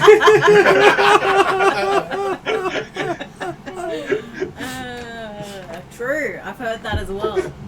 And you hear from outside, and I hear that it also drops off. Yeah. It's a lot. Well, I ask you, so the work she wants us to do in Cordo, so I ask a bit more about that. What are we doing? Are we just investigating Pinwinkle or something different? Well, she thinks Pinwinkle's gotten involved with politics there, with his sister. Okay, and I'll look at everyone else because I have no idea about it. He had a sister? No, has a sister. Has a sister. Had replies that you've done something about her. Okay. Cool. I think the plane needs to fill me in all these details that I don't know about, but maybe on the way down there. Okay. And we just need to investigate what's going on down there and report back. Is that right? That's right. And if anything needs to be done, we'll let you know. Like burning down the Well, that's completely up to you, but if you burn the place down, you might find yourself afoul of the law. Apparently, Pinwinkle is a lord there as well, as he is here. And burning down a lord's house does have a rather steep penalty. What are we talking? High priest lord. It could be ranging from imprisonment to execution, depending on how well liked he is. And currently, Pinwinkle is very well liked for the cheap sex. You can pretty much say he's giving it away. I was gonna say something. Go ahead, I'm I was just gonna NPC now. I don't care. No, she says it's completely fucked up. The whole sex industry has pretty much fallen over. Yeah. Though mutations are starting to happen because of it. Mutations. Oh, if you go there, I know he's going. Oh. if you go there, things happen. Unlike the rumors you've been spreading, you would not understand how close to the truth you're actually hitting with your rumors. Interesting. That apparently, when you have sex with a demon, bad things can happen. Yeah, I know. what Are you're all the prostitutes demons? Or demon infected. Yeah. Okay. Interesting. This guy's a bit full on, I think. Well, he does also have a demonic head. Yeah. You caught out to him with that or not? I don't know if anyone told you yet or not, but she does say that she's got rumors of him with a demonic hand. And I'll just look at Bella and you used to like this guy.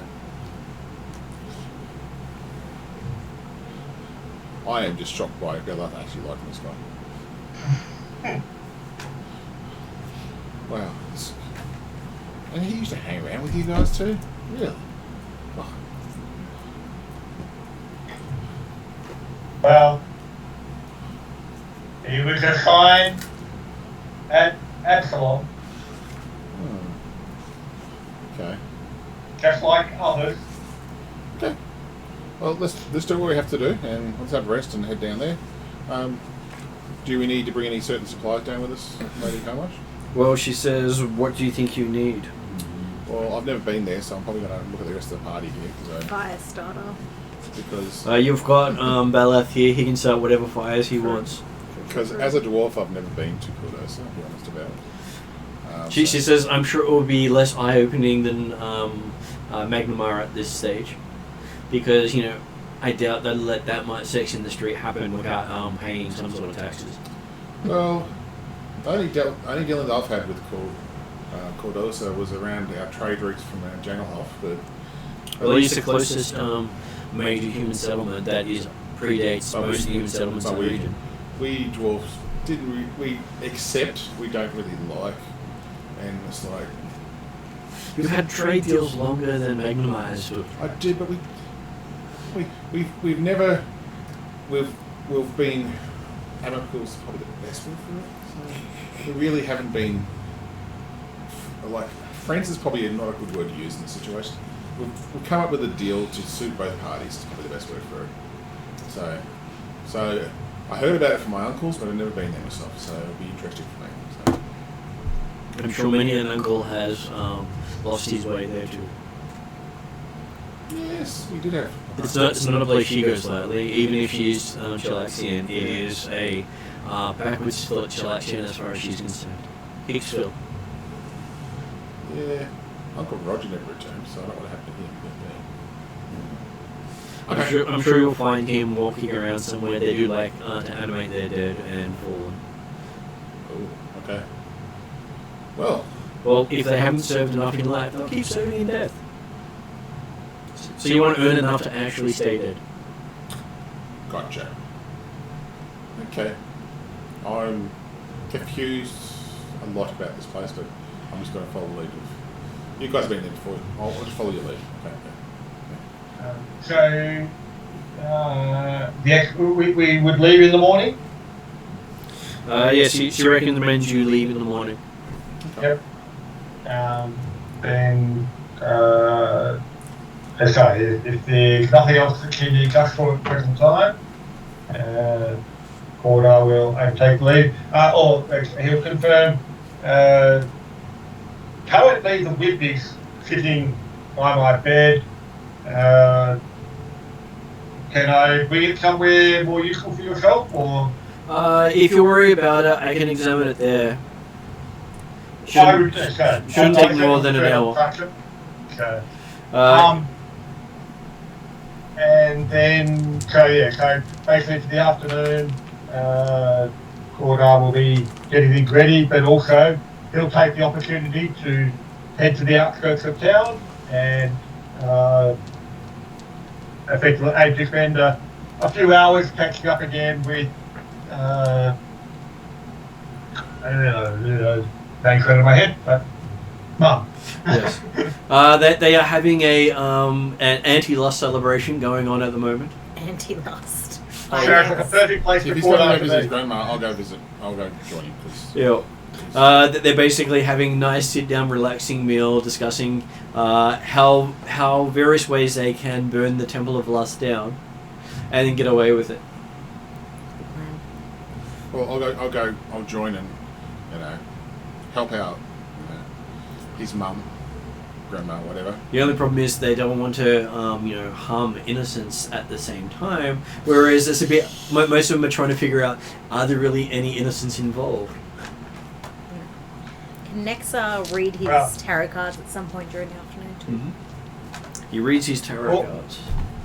Corda will confirm, or make it aware that of pinwheel with apparent status within Magnamar that makes retribution against him potentially hazardous. Well, he do confirm that he is listed as the High Priest of the God of Lust. Yes, but also the fact that he's and also a Lord of the town. That's right, noble within the city, so... Okay, so you do you want your card to be normal or reversed? Reversed. Okay, you have the locksmith. Let's see what the locksmith does for you. Locksmiths use fire. Locksmith. Chocolate. So what was that, Jeremy? You can go while I'm looking this up. I was about to ask the question, just confirming what type of bag of holding effectively is the scrotum? The scrotum is a unique bag of holding. Oh, okay. You can lay it out like a portable hole. Once you okay. pull the thing out enough, and it acts like a normal bag of holding when you've got the pubic hair pulled in. Right. That's yours, Jeremy. You can have that one. You can have that one, Jeremy. It's all yours. Okay. Corda's already been carried yet. So, No. I'm guessing it's probably a type 1, is it? Or is it a type 2 or 3 or 4? It's basically... Obviously, the type, they get bigger and more capacity. It's the equivalent of the portable hole. Okay. So you can put in... You can use like a bag of holding. Nice. Yes, it's a portable hole used like a bag of holding. If he's got that, I would suggest he puts all the 10 potions of lust in there too. My feeling that leaving potions of lust around this city at the moment is not a good idea. Based on Temple of Lust, that might make it double strength. Why would you want to take them with us? Well, yeah, we could just leave them with Lady Hindmarsh. Well, would we? You planning on using them at all? Well, we might be able to use them against opponents, maybe. And what make them want to fuck us? I don't know. It could be handy sometimes. I don't know. But you want to get a handy from the enemy. I'm not into that kind of stuff like this pinwheel fella. Okay, you realise that your Wayfinder, as well as the rest of the parties, has been aligned with Magnamar, the Pathfinder Lodge here, as well as with Baleth's father's house. What does that mean? Meaning you can use your Wayfinder to connect from the lodge in Magnamar to the house in Corvosa. And Corda is still connected to Sandpoint? Yep. I will say, if you would like these Lady Highs, we have no need for these potions if you want to hang on to them. Yep. the party decided that we really don't need any more Last potions. around, considering the current circumstances, and it's best that you keep them away from potential members of that temple. So, Well, but there would be a way of getting services from them. I gather from this party that no one wants to do that. So, also with the drugs, you can dispose of them and whatever you want to do with them. You know, they are quite valuable as trade items and bribe items. I look at the party. If anyone has any issues with it, I'll just ask now. Otherwise, I'll ask them to put them in the bag. Because as Pathfinders, we don't really care how you bribe your way past things. There are times when money will not work, but drugs will. And it's better to bribe your way past and have to kill everyone you meet. I would suggest they put it into the... And she said even your potions of lust could also work as bribery items. Okay. Well, I'm going to ask Cordar to put it all in the bag into the scrotum of holding. And if no one wants Well, you can call it your portable scrotum if you like. Okay. Jeremy, can you put this on your portable scrotum, please? Not Jeremy. Cordar. And possibly put the wand in there as well, because somebody can choose it later on. So anyway, okay. Otherwise, I'm just going to, if there's any spare parchment paper for my photography, the next place I'll go to, I'll just go pick some spares up that's around the place, and then I'll just have a good night's sleep. So, Yeah, you can restock that stuff quite easily at the Pathfinder Lodge. That's what I think. I have no need for anything else, and I have no money on this character anyway, so I'm not going to work with it. And for quarter, Lady Highmarsh checks the whip and says it's a +1 flaming whip. And apparently it will affect demons and devils and anything else from the lower planes, as if they have no resistance to it.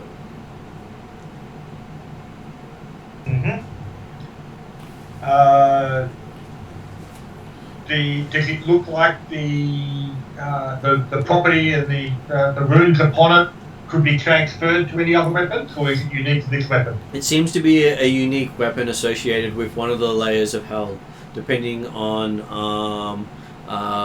So what does Cordar most value of the sins?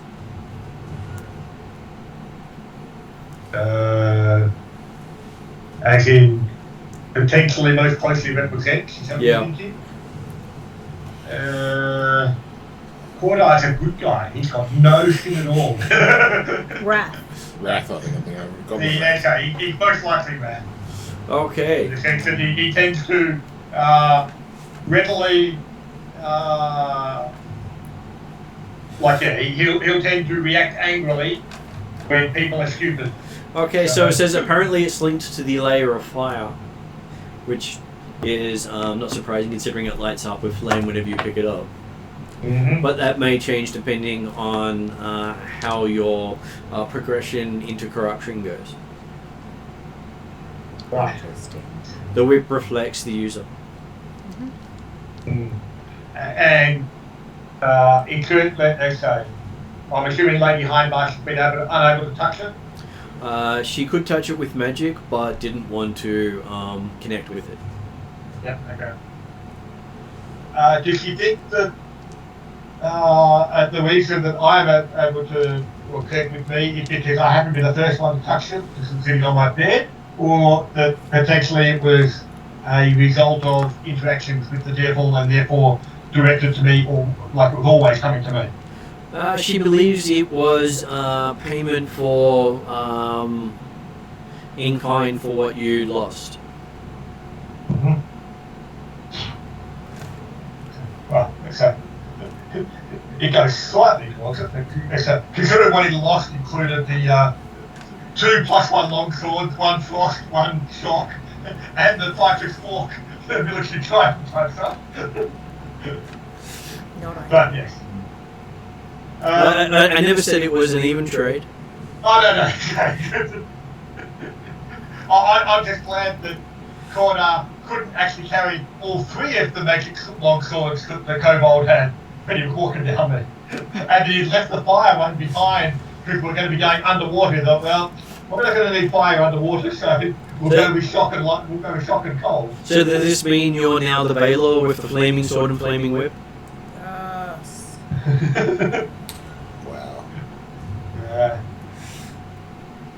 But yes, okay. So a +1 flaming with the demons and devils, no resistance. Yep. So any fire damage you do while you're wielding those can't be resisted or immunity to. Okay. Also then for the afternoon, if we're keeping these potion bottles and drugs collection bits and pieces, Cordar will aim to get hold of a box that he'll put a few compartments, inserts into to keep the things separated and bits and pieces. So when they all go in the portable hole, they're not rattling around against each other and with other stuff and bits and pieces. So. Yep. So you spend part of the night building your box inside your box. Yep. Just let you know they're already in little bags as they were. It's just to let you know. But I'll leave it up to you how you want to do it. So. Well, I'm assuming the drugs were all in little bags. Mm-hmm. And so therefore it's Someone say set up bags? pipes for it. But I'm assuming the potions were either potentially in breakable bottles. I know what I want to do right now. What's that? Sleight of hand. Make the bottles go smash? No, I just want to... Pinch the bottle of lust? No, not last. He wants cocaine. I want the drugs.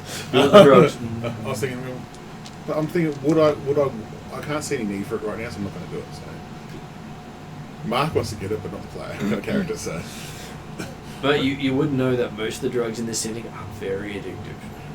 it's more that I just like to have that on hand instead of in the bag, just in case I need to do some side deals or something. But it's not my character, so I can't really do it. Him we could, 100% would have tried to have a go at it, but not now. Not Sparky. I'm sure you can go to the Temple of Lust and find some.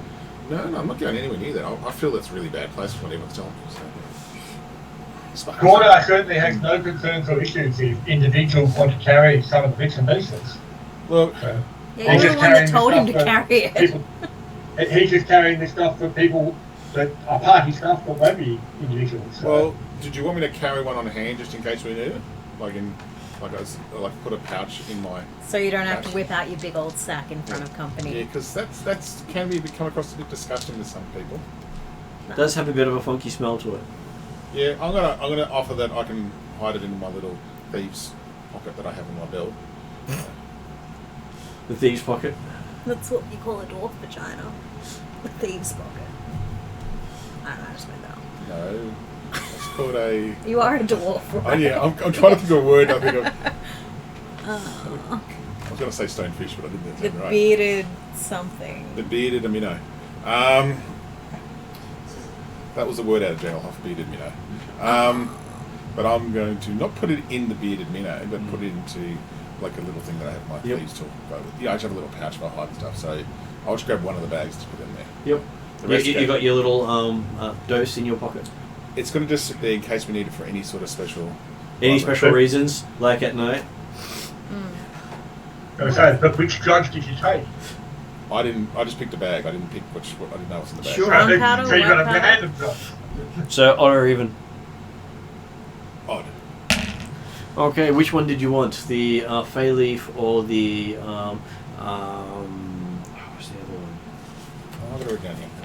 It's Fey Leaf or the Pesh. Yeah, Pesh. Fey Leaf or Pesh. What do they do? Do we know? No. Now, what would be more of a dwarven thing? Both those. Well, the Pesh comes from the south. Let's see if I actually have Because the their dwarves rules. are in the east. East Sullen mixture called it. Oh, because drugs may not be in this book, but I'll see if I can find it. I'll sort of ask a question. Anything would be anything if I know. Not that I'm a drug taker or dealer of any sort as this character, but But in real life. Okay. no, not Do really. you know which one? Do you know which would be which anyway? No. Okay, I'm going to roll the dice to determine. I picked the Fey Leaf. You pick the Fey Leaf? Yeah. So 1 pouch of Fey Leaf. Drug, page 120. And I'll say Sparky. Don't want the potions? I thought just a pouch. Okay, the Fey Leaf is a fairly common euphoric effect, so think marijuana. Yeah, that's a bit more Sparky's area. If anything. Is it addictive? Yeah, every drug's addictive. but it's a base item. I'll just put it one pouch in. The rest goes in the thing. Where is Pesh is eaten or smoked. Gives you hallucinations, aggression, and exhaustion. This is like crap. Okay. Maybe ice. Aggressive. And that's a more expensive. But each dose is worth twice that of a fey leaf. That's fine. If we need to get it out, we need to get it out. So. The drugs out of the pouch is out of the bag of scrotum, okay? Not what you're thinking there, Nexa. But Nex is thinking it anyway. So am I now have the knowledge that I could teleport to my parents' house at any time? No, Is that how you it can works? teleport to Ballas' parents' house. Oh, about parents' house. Okay. And you've got to actually go to Hindmarsh Manor, effectively down to the basement through the portal. Right. Like it's not a teleport. Also, the TripAdvisor on my parents' place is only 2 out of 10. Do not recommend. Okay. Oh, Did I don't get know. any other tidbits from the tarot cards, like a I'm feeling sure or Pipwick will- vibe? A feeling I'm sure of Pipwick will leave you a good review. probably yes, a it did. positive That's thing why of it's going 2 out back. of 10.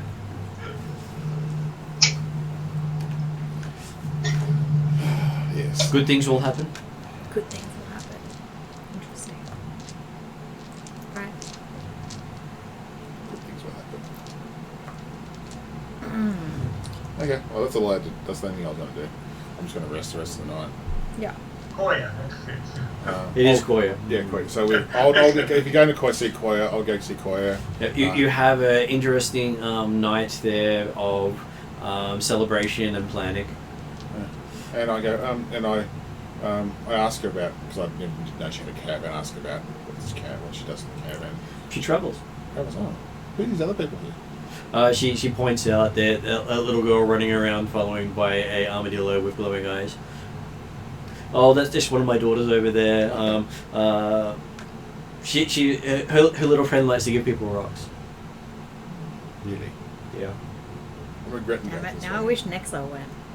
Koya, I'll take the opportunity to catch up with the rest of the family as well as Koya. Though it's a little demon, so you don't really want to accept anything it gives. Yeah, that's fine. I'll make sure I stay with Koya. Grandma. Most of the locals here have learnt not to accept rocks. Nexa and Bug could be related. Because, like, the dad was a hoe. Yeah, what was I say? She's going to introduce me to everyone that's here. Who else is here at the moment? And there are a couple of people here. You can see a rather striking Tian woman with a couple of friends who are just talking tales about adventuring. She has a lute out and sings a lot of different songs. Okay. Strange looking lute. It's not a local style, it's one from across the seas. Yep, and I assume or the rest of the family that Corda might introduce if he feels like it. After all. Okay. And I just ask you, is there anything like for what you've done to me in return I can do for you? I just ask because I feel that I owe you a bit. Yeah, keep my son alive. I'll try best I can. He seems to do a pretty good job himself actually. So, Most of the time. yeah, most of it. He's very blunt sometimes, but I'll be honest about it. Is that unusual? Dwarves blunt. Yeah, I'm a bit more. I'm not a typical dwarf, really. So She's noticed. yeah, but yeah, no, but I seem to get along with him. She's great. So, I'll be trapping him while Koya got talking to other family members. You notice that Koya is about as blunt as. and I can feel the kind of family resemblance here. She's not being rude to you at all. She's just blunt. And Okay. I will talk to the. It's certainly unlikely to be any family resemblance, at least in genetics. There might be family personality traits that are similar. I'll do probably just. The genetics would seem unlikely. Considering she's human and yes. And younger. Looking at the fact that she introduced the half changeling, half or running around, but also as her daughter. I'll ask the Bardi girl kind of thing about. Ho, dwarf from the mountains, she says. Don't say that word. I said what she said. Oh, what, you're not a ho? I'm not a hoe, but I'd explain the story happened down under the city kind of thing. Oh, so you were near the last palace. Seems like a... I know. Strange noises come from there, she says. Yeah, that's what a few people have said. The Bella guy seems to went to investigate. Didn't tell me much what happened, but yeah. So, but did you know about the song that summons demons? Oh yeah, any dwarf singing in dark tunnels underground summons demons. Really? Yeah, the more you bellow, the more creatures come. Wow. I'm going to do an inside check on that one. I have a feeling that she's bullshitting, kind of thing. Even for dwarf one, kind of. Sure. Okay, inside. Oh, not inside. It's perception, isn't it? Yep. 25. Okay. She seems to be stretching it a bit. Not quite. This is talking about my my ex love of my life kind of thing from the previous Jade Regent. I'm assuming that's the person we're talking about. Yeah. Amiko. Amiko, yeah. So what? Which that's right. 25. But you do notice that she does have a lot of scarring. Amiko has a lot of scar. Yeah. All the fingers were broken at one stage, as well as most of her other bones. So does she get healed up before we met her? No, she had been taken out of, she had been captured and tortured under Thistletop for about 6 months before being rescued. Yeah, because she was captured by because we got her out of the, did we get her out of there or not? No, the other group did. Yeah, but she was captured by the goblins when she was young, and that's why there's a hatred by one of the other things in the original thing. No, she was captured the previous game year. Yeah, previous game year. Yeah. By her brother, Okay, yeah. who is still at large. Oh, okay. So it's alright, because Gorda rescued him. Not Gorda, Gorda. Okay. So, okay. I do ask if she knows any... Oh, well, there's no dwarven songs, so I can't... Oh yeah, she does know dwarven songs. But we're okay to flame out here? We're okay to flame out here or not? Yeah, she goes. She starts strumming. She'll be coming down the mountain. Yeah, I get it. I get a bit of a, do a little dwarven kind of Russian dance kind of thing. So. And every other innuendo sort of song you can think of about the Temple of Lust. Wow. Okay. I was thinking to myself, well, I'm going, they hate Temple of Lust, but they talk a lot about it too. Amika's just having fun at your expense. No, that's fine. I kind of guessed as much as it. Yeah. She used to do that to his other character too. I know that. That's why I let it go. She does that to every character. She does. That's part of her thing. I know. So okay. Well, She's a bard after all. I'm just keeping away from the little girl and that thing. Mm-hmm. I'll make sure I'm with another person all the time. So yeah. She's cool. Hang on. But I'll stay there and I'll go back to the Pathfinder Society in the morning with Corda. So. But it's nice meeting other people. I thought it was nice to meet other. I'm trying to work out. I worked out that Corda gets all the Corda stuff from the rest of the family, and they're not normal in some way. So Give me a perception roll while you're there. let's get the bad dice out. That's not too bad. 18. Total of 18. Okay, so while you're there awaiting the little girl in the armadillo, you do see Ballas Raven come into the area. And then you notice that the armadillo just looks at it and it leaves. And what, sorry? And the raven leaves. Yeah, right. Yeah. We discovered that this location's already been claimed. My armadillo's got your crow whipped. Which crowbar do we? Can I do two crows or the same? No, they intentionally look the same as ravens. As ravens. Oh, that's gross. Ravens. That's okay. We know you got crow on the mind. So, Raven. okay, I take a mental note of that. Yeah, interesting. And because we've seen the red eyes on the armadillo, I'm going. Maybe it's albino. It's albino. Was it albino? No. just saying maybe that's why it has red eyes. Okay. It's got pink eye. Okay. So, Been to the temple. It's got a disease. I'm sure they can cleanse him. We cleanse you! And it's like, wait, we got a rock. what's this rock? You go. Oh, I love you. Anyway, that's all I'm going to do for that night. So yes, you do have a restful night, waking up out in amongst the caravans outside. Whereas those of you who rested inside, Balath has at least one more donation to his collection. Fantastic. How are you keeping them all? Do you have a jar? You know, I haven't really thought about it. It's just like a rotting bag of eyeballs. No, I thought Just a pocket full of children's eyeballs. If I I was thought you did have a jar. I thought that got mentioned previously.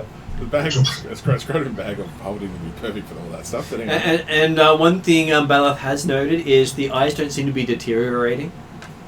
That's handy if that's good. That's horrifying. And you have a feeling that the kids that it's been taken from might actually still be able to see through the eye.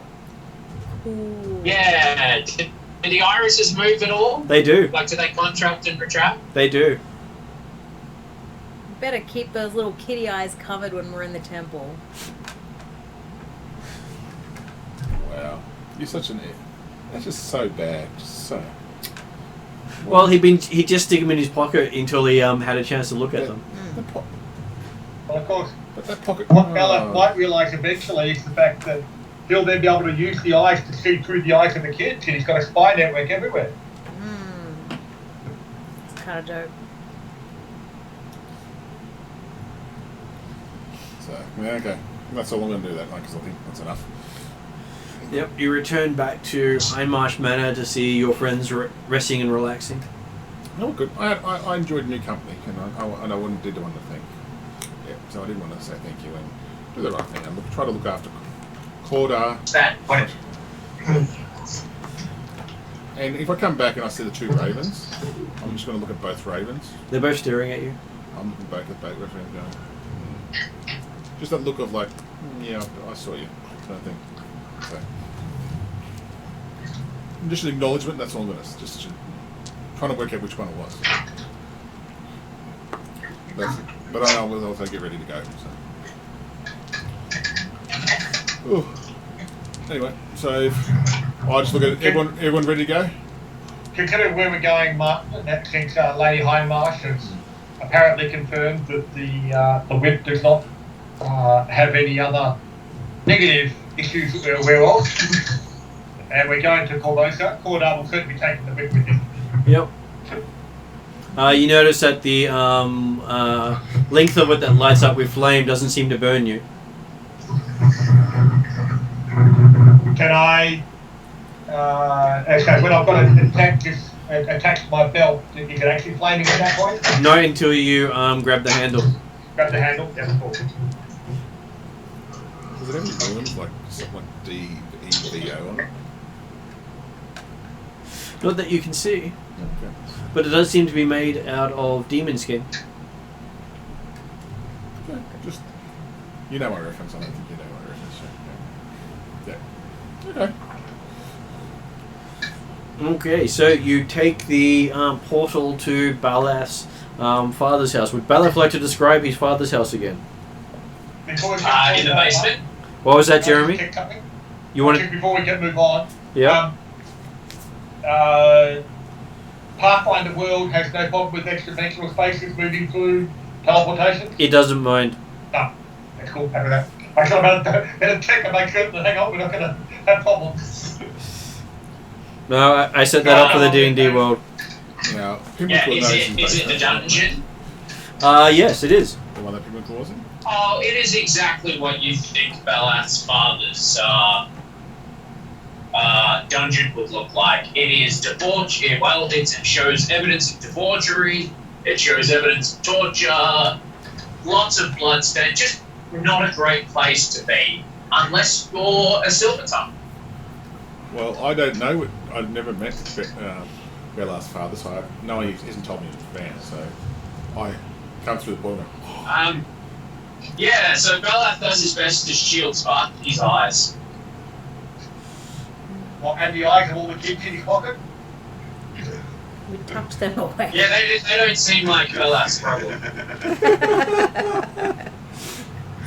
It's up to their parents to explain So the if, visions. I would have seen a glimpse, I should say. What is your father into, Bella? And you hear a butler coming up saying, "Young master, how may I help you?" As you see a guy with a leather vest on. And nothing else. No, nothing else. Well, first you could put some clothes on, Jeeves. That's horrible. Says, "Well, this is the uniform your father specified, sir. You should know." I know, and his father's still here, because last I heard he disappeared. Oh no, he's upstairs at the moment. Shit. Good grief, he came back. He always comes back. Okay.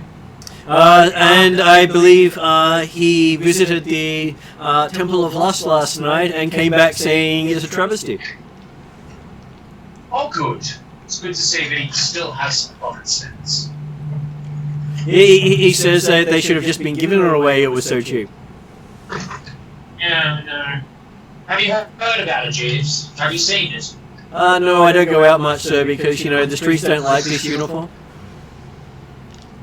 Apparently, dangling up everything. the temple, they might appreciate it. Possibly, but I don't particularly want to mix business and pleasure. I've got my eyes covered still. So. That's horrible. Anyway, Jeeves, maybe just keep yourself away from the little one. She is an innocent. Sure. Right. Where would you like to meet your father? He's currently having breakfast. No, prepare a sitting lounge, and I will go and see Father. Okay. Where would you like your friends? Do you need them strapped up? Put them in a sitting room somewhere, like a meeting room, just somewhere that isn't too silver top. He just looks at you. Do we have any of those? Oh, come on, Jeeves. I know that you stash away some civility somewhere. Okay. And he takes. Toilet. He takes the the most wholesome acts in the house occur. takes the rest of them to the front hall where you can see there's the stairs going up and down. Lots of statues showing various demonic acts with various things. All lust-based. So, guys, I've been cutting in and out for a while. Why are we there? Because we got told to come back here and investigate what's going on here. Yeah, basically, the having completed the job at the Grove, we've returned to Corvosa, basically to follow up on what we were doing before, but also with the fact that apparently Pinwinkle maybe started to exert influence throughout the city here as well, and so we're coming in to just find out what's happening and report back any concerns or issues and or deal with them if they're easy enough to deal with there and then. Right, so we don't need That Father for wasn't actually anything. stated. It got caught, I interpreted. Yeah, that's what I got Yeah. as well. Yeah. We don't need Father for anything. No, it was really a case that because Pinwinkle's the rune that Pinwinkle activated, we've no longer got access to. Your father's residence is the rune circle got access to get direct to Conversa. Belaf looks arrested party. Look, if you would like some refreshments, some breakfast perhaps, please feel free to stay. Otherwise, I will catch up with you shortly. Is Jeeves there? Yep. Have your pants on yet or not? No. I try to keep eye contact, Which eye? as high as possible without seeing down. Do you have any dwarven beer? So sure, I can find some dwarven beer. Okay. This bitch wants to hang out. I said, he said refreshments. So would anyone else like any He refreshments? looks to Jeeves and just shrugs. It's your funeral. Why? Is I there something wrong with the beer suggest that we here? return to Nektar's house. Yeah. Specifically Nektar's, not Pinwinkle's. not the location of Pinwinkle is Yeah. from that. Yeah. But if Sparky insists on staying, I'm not No, going to no, leave no, I Sparky thought- by No, I herself. thought we were going to wait for Bella. If we're not waiting for Bella, I'll follow the group. Okay. I thought we'd wait for Bella. That's why they have to refresh. So you go out, you hear the sound of extreme happiness as the doors open. Interesting. Okay. Well, it's almost like the doors orgasmed as they opened. Yeah. Oh, I got it. I just want to say that for Mark, who Okay. Sparky may have gone over the top of. Yes, I know. Sparky did. Sparky doesn't know So, what yeah, you're talking so basically we're going back to Shalawa's old house, aren't we? You Well, are. While we're walking along and going, so you're from here as well, right? Yeah. Yeah, okay. Yeah. So did you know Bella at all? Before you met him in the party? As you're walking out, you notice that Ballas' place is amongst the nobles of the town. Wow. Starting to explain a bit now, okay? So the whole courtyard area is full of exotic plants that look toxic and poisonous. And you see that there's a fountain with more demons and devils having sexual acts. Okay.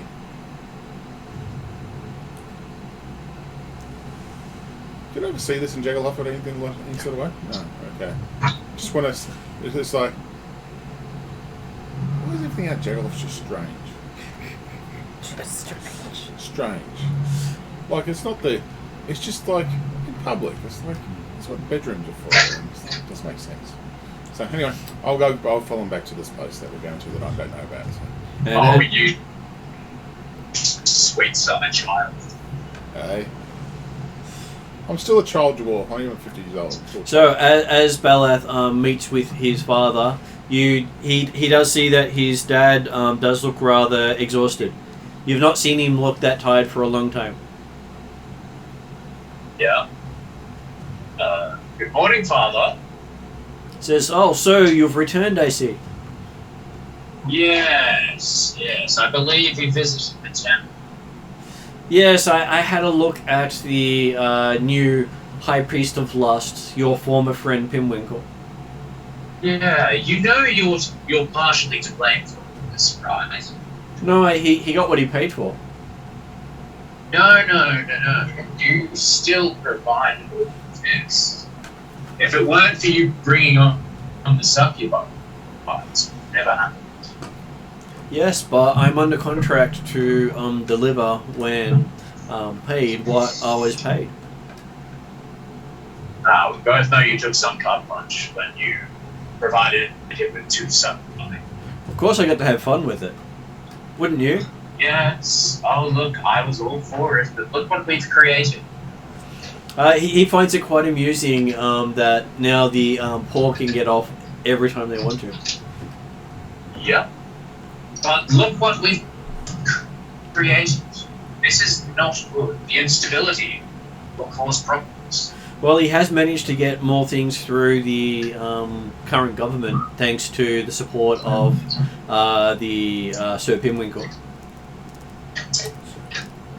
You know that this isn't going to end well. Oh, it's going to end well for him, probably not for Pimwinkle. He's made sure that Pimwinkle's name has been on all the things being put forward. I don't particularly care about Pimwinkle or your bills that you've introduced. The overall stability of the region is going to be drastic. Well, if the It's gods, not end well for all of us. if the gods of sin are awakening, don't you think you need to at least show them some respect? What do you mean the gods of sin? So the god of lust obviously has connected with Pimwinkle, and he is actually showing powers of a cleric. He's not really. He is, yes. Pimwinkle, He really as is. a channel of the divine power. I didn't say it was divine. Oh, what, an arcane god? Well, technically it is divine, but it's not holy. I expected you to be smarter than that and use some sort of specifics like technicalities are how we get away with everything. Yeah, so that was why I was trying to, not acknowledge his connections to the divine because, well, You really want to be known as the person who got a halfling to become the high priest of the god of lust. Well, you did. With your help, though. You did give good suggestions. I fully accept my role. I'm not throwing you under the proverbial horse and carriage here. And you even helped with the wording on the contract. Yes, I'm aware. But this is what we call unintended consequences. Oh, I find it funny. You can find it funny all you want, Father.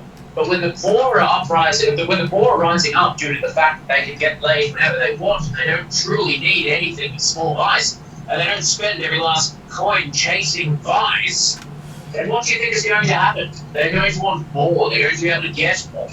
They're going to destroy everything that you have. Well, that was where I was going to introduce some more,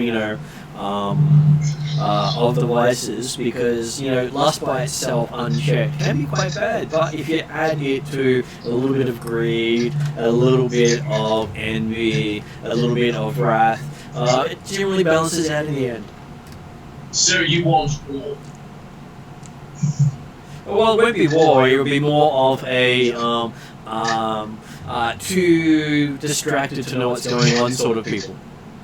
You are aware this is the only example of lust, right? I know, I actually suggested he franchise. Do you know what you've done, Father?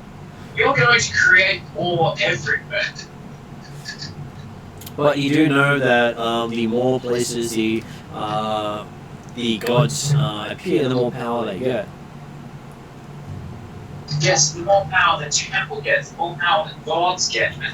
That's the thing, they're gods of sin and vice. They don't care about you or anybody else. You do know that the gods of sin have been providing for this family for a long time. Yes, sorry, yes, I will be. You don't see that they are going to cause so much death, destruction, conflict. It'll be an uprising and a set of chaos that you will never have seen. Not even you. Oh, well, we've got records of the last time we managed to get enough of a following going. Father, this will not end well for you. Oh, I won't be here when that happens. Where will you be, Father? Somewhere nice and safe where I can watch it all burn. Father, I dare say that you're overestimating your powers once again. Quite possibly, but I have gotten out of it before. Shall see. You have managed to gain some of my ability to wiggle out of contracts. It's what I do. I know, it's the family trait. That's why we're still around, where most of our enemies are not. Yeah. We've already managed to sink one of our competitors.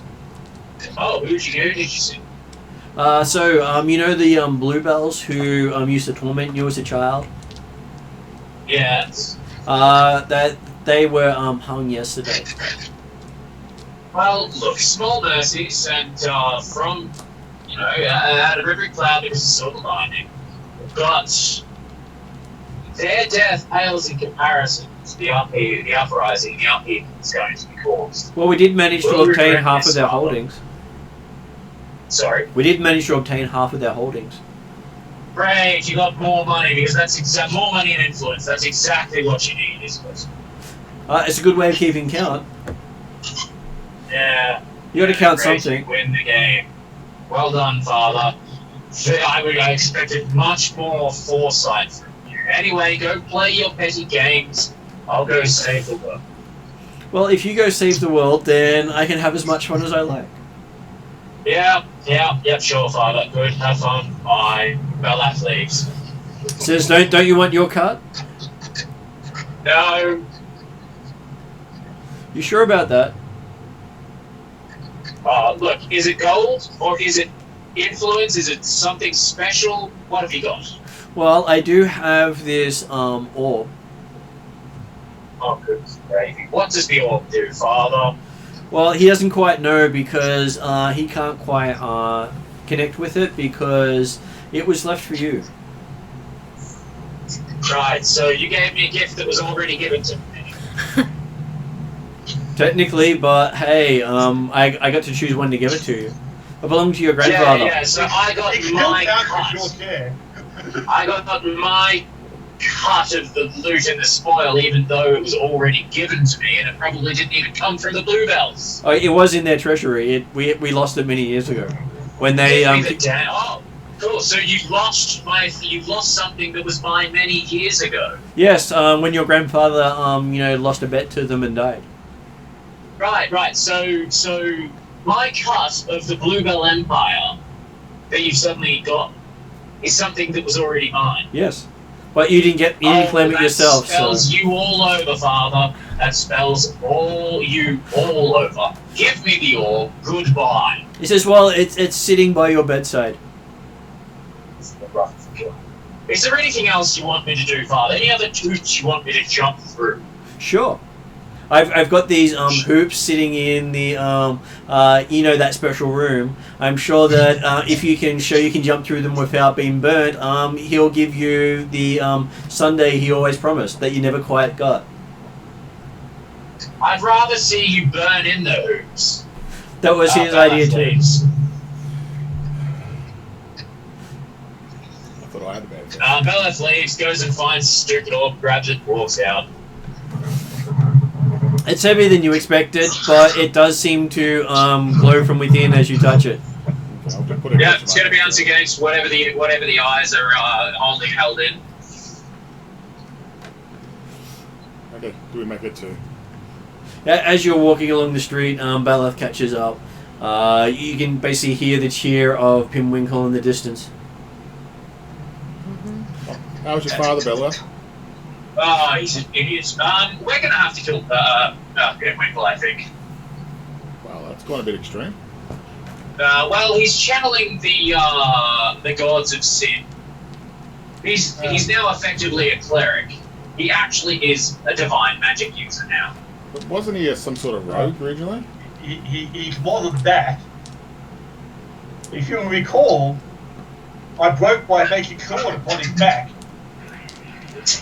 No, I don't actually remember that. Did I know that before you told me? When he first You might have heard came about out that. of the pool and was dead, but then started getting up again, Gordar immediately tried to keep him down and swung down with his magic master sword, and the broke it. magic master sword splintered into multiple pieces. Right, so, yeah, that's a thing that Telling you happened. what easy. Well, look, we don't do things that are easy. We never do them right either, but we still manage to get them done. We have to destroy him, and pretty quickly, because he is becoming more powerful, and the other problem is that the other gods of sin are about to be awoken. Lost won't be the only one. Bella, aren't we just supposed to report on what's happening, not actually fix what's happening? What, for the Pathfinder Society or Lady Hindmarsh? Yeah. I don't care. Okay. Whatever. Well, okay, I'll just follow you guys the lead on this one. You know what? You guys do what you gotta do. I'm gonna have to go see the afterwards. Okay. I assume that he's walked off as you. Okay, so Yep. so who's walking off with Baleth? You can follow him if you want to. He's just changed directions. And Sorry, what did he say he was doing? I got distracted by how shitty my references were for tomorrow. He was going to go off and kill Pimwinkle. Yeah, I'm following Okay. that. If you follow him off, No. He's going to go and see the Hell Knights. See what? I'll mention Hell Knights. that there's potentially a different faction here. Yes. They're all the same. It's all a big match. All a big batch. Slightly different flavors. I just look at the rest of the party. If they all want to follow him, I'll follow him. But it's only up to the lift. Oh, by the way, you remember that Kraken? Yeah, they were the Death Knights. Okay. Should we follow him? So, hang on, you missed that one. So we met a Kraken under the water when I picked up this sword and the shield. We woke it up a little bit. Yep, that woke it up. That Kraken was brought there by the Hell Knights. And then Bellup ended up killing somebody and feeding the Kraken. So the Hell Knights think he's good. And then I think just before when you turned up, he became another rank in the Hell Knights. So So he has Hell Bella Knight's is. connections, yeah. Okay. So we can't really go with him anyway because we don't have Hell Knight connections. Well, There you go. they are generally Alice. very direct. So think like Cordar, except when they're angry with you, they just kill you. If the others go on, I'll go. I don't want to really be Well, by myself, Bella.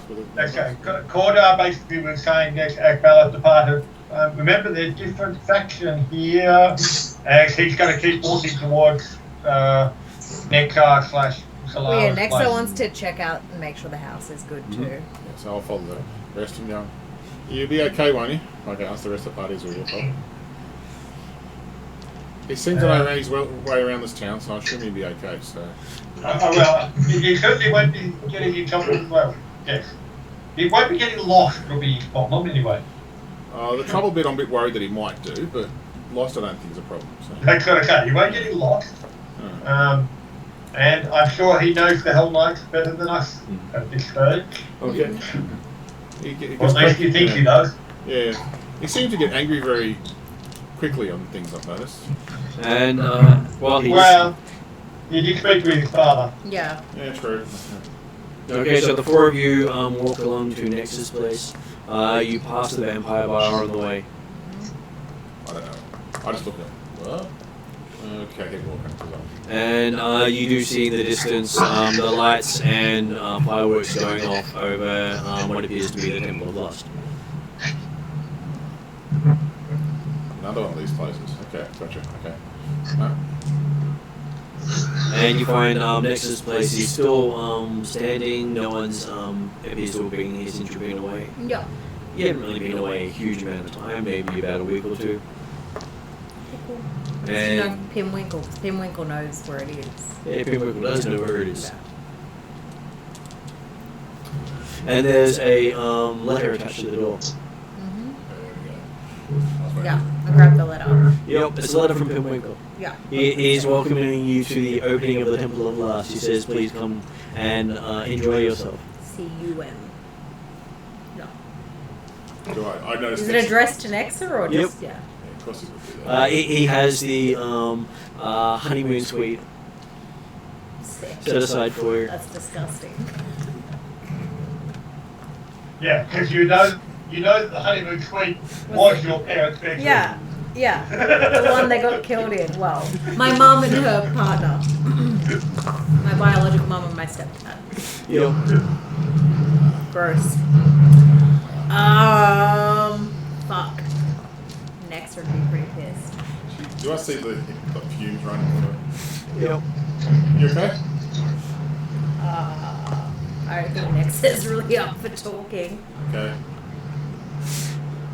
Does this party have a lot of problems with anger issues? I'm going to call down now.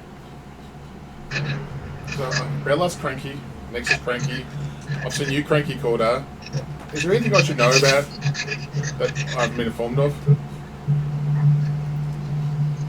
Well, I feel that we've got to... whilst most of us have known each other for a few years now, Yeah.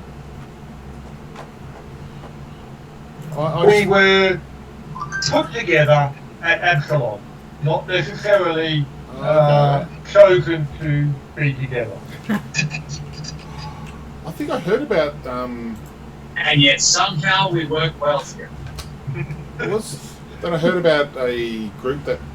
or a person that kept burning a kitchen down in the Absalom Pathfinder Society? That was Pimwinkle. You would have met Pimwinkle, because I would have been cool. Yeah, okay, because you were there at the same. You were there for at the same least time? a year or so crossover. Yeah. So that's where... Oh, that was Pimwinkle, was it? Oh. It technically, He seemed to be... and it wasn't the kitchen in Absalom was not the first kitchen. He seemed to be a Apparently. nice guy back then, but... Sounds like he's gone off the rails a bit. What I'm gathering from all this stuff. Well, it is not actually Pimwinkle. Pimwinkle died. Twice. Okay. So you said, yes, so Pimwinkle died... So what you told me, Pimwinkle died twice. The second time he came out of his own body with a claw in his hand, as a hand. You tried to kill him, you broke your sword, then you locked him in a room, and then you made it back to see Lady Highmarsh, and that's the last you really saw him, right? Effectively. Because we're also dealing with another one who's gone mad at the same time. Oh, that was that, what was that druid or some sort that you had? Yes, Kangas have Yeah. I suppose he caused half of the Pimlico's problems I heard too. That was what I heard. So, okay. Wow, you guys have been through a lot. Okay. That's, yeah. Okay.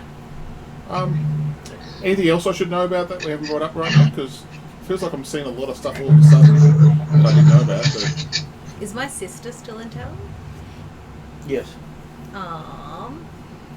So, because, like, Nexo can't just stand there, like, chill, because he's hella angry. He's going to do, like, the most rational thing he is and, like, storm off to go see the sister and ask for info. Okay. So, as you're walking off there, we'll do Beleth.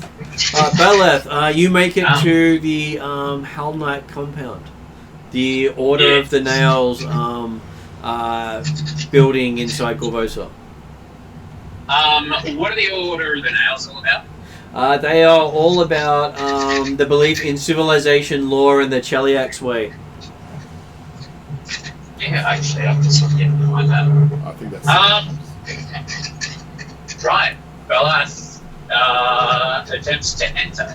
Okay, you are greeted at the door as in a very welcoming way, which you have not been expecting. You see the guards at the gate have breastplates emblazoned with fiendish faces and a helm bearing forward-facing horns. Each of the guards has a halberd and bears a symbol of thick nails forming a sunburst. As you're welcomed in. Beleth greets them. Welcome, brother, they say. I mean, not yet, but pretty close to be. You have passed the first test, they say. Yeah, It's obvious. I have. I didn't know that was a test, by the way. Did you guys send the first one? No, it is basically chosen by each individual. Very well. You bargained with the devil and came off best.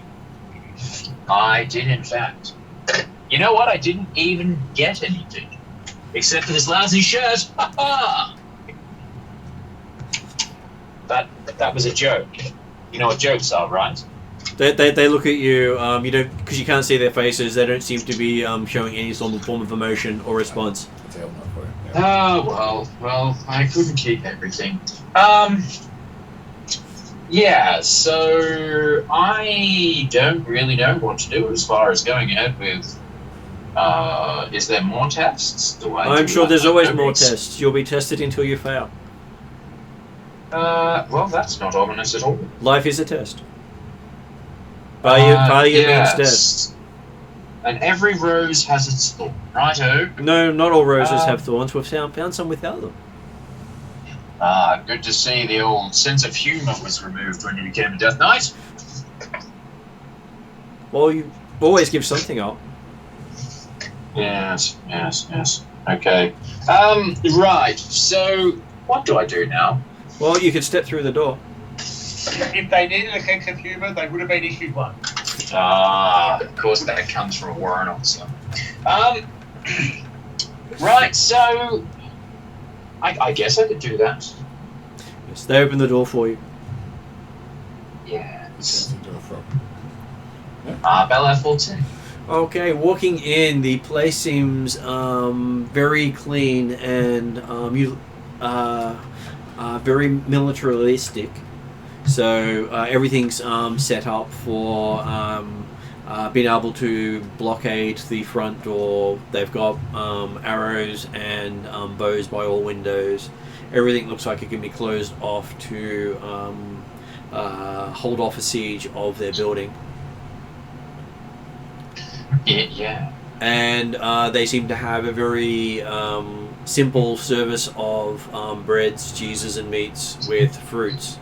Where you see a bunch of the knights sitting down without their helmets, eating a meal, looking up as you come in.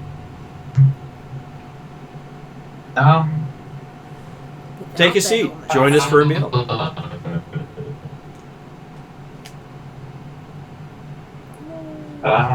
Sure. Beleth sits down. It's a very plain meal, but it is nutritious. Yeah, very, very practical and boring, but very practical. So, I don't really know what to do, but also, what are you guys' opinions on the old Temple of Lust? Well, we wanted to burn it down and destroy it, but we were told by the Queen that we would be kicked out of Corvosa if we did. I mean, I'm not technically a Death Knight yet, Hell Knight yet. True, but you have been welcomed into the orders as a apprentice. Yeah. And it's not that difficult a stretch to find that out. Yeah. Okay, fair Especially enough. considering who your father is. Yeah, can we not mention him here? Well, he is pro-temple, so if his son shows up and is anti-temple, then we will be tarnished in that incident. Okay. So what do we do about the temple? Because it's not good. Well, if it was accidentally burnt down and no one knew who did it, then that would be a completely different matter. I do know a few clumsy people. But there's another temple, and there's still, Pinwinkle comes everywhere, he says. Sorry? Pinwinkle comes everywhere, he says. They can't stop him coming everywhere. Yeah, that was the original problem before he... You know, I knew Pinwinkle before he became whatever it is that he is. That's why he got the job, apparently. No, it's because he made a bargain with my idiot father. Yes, but that was just icing on the cake, apparently. No.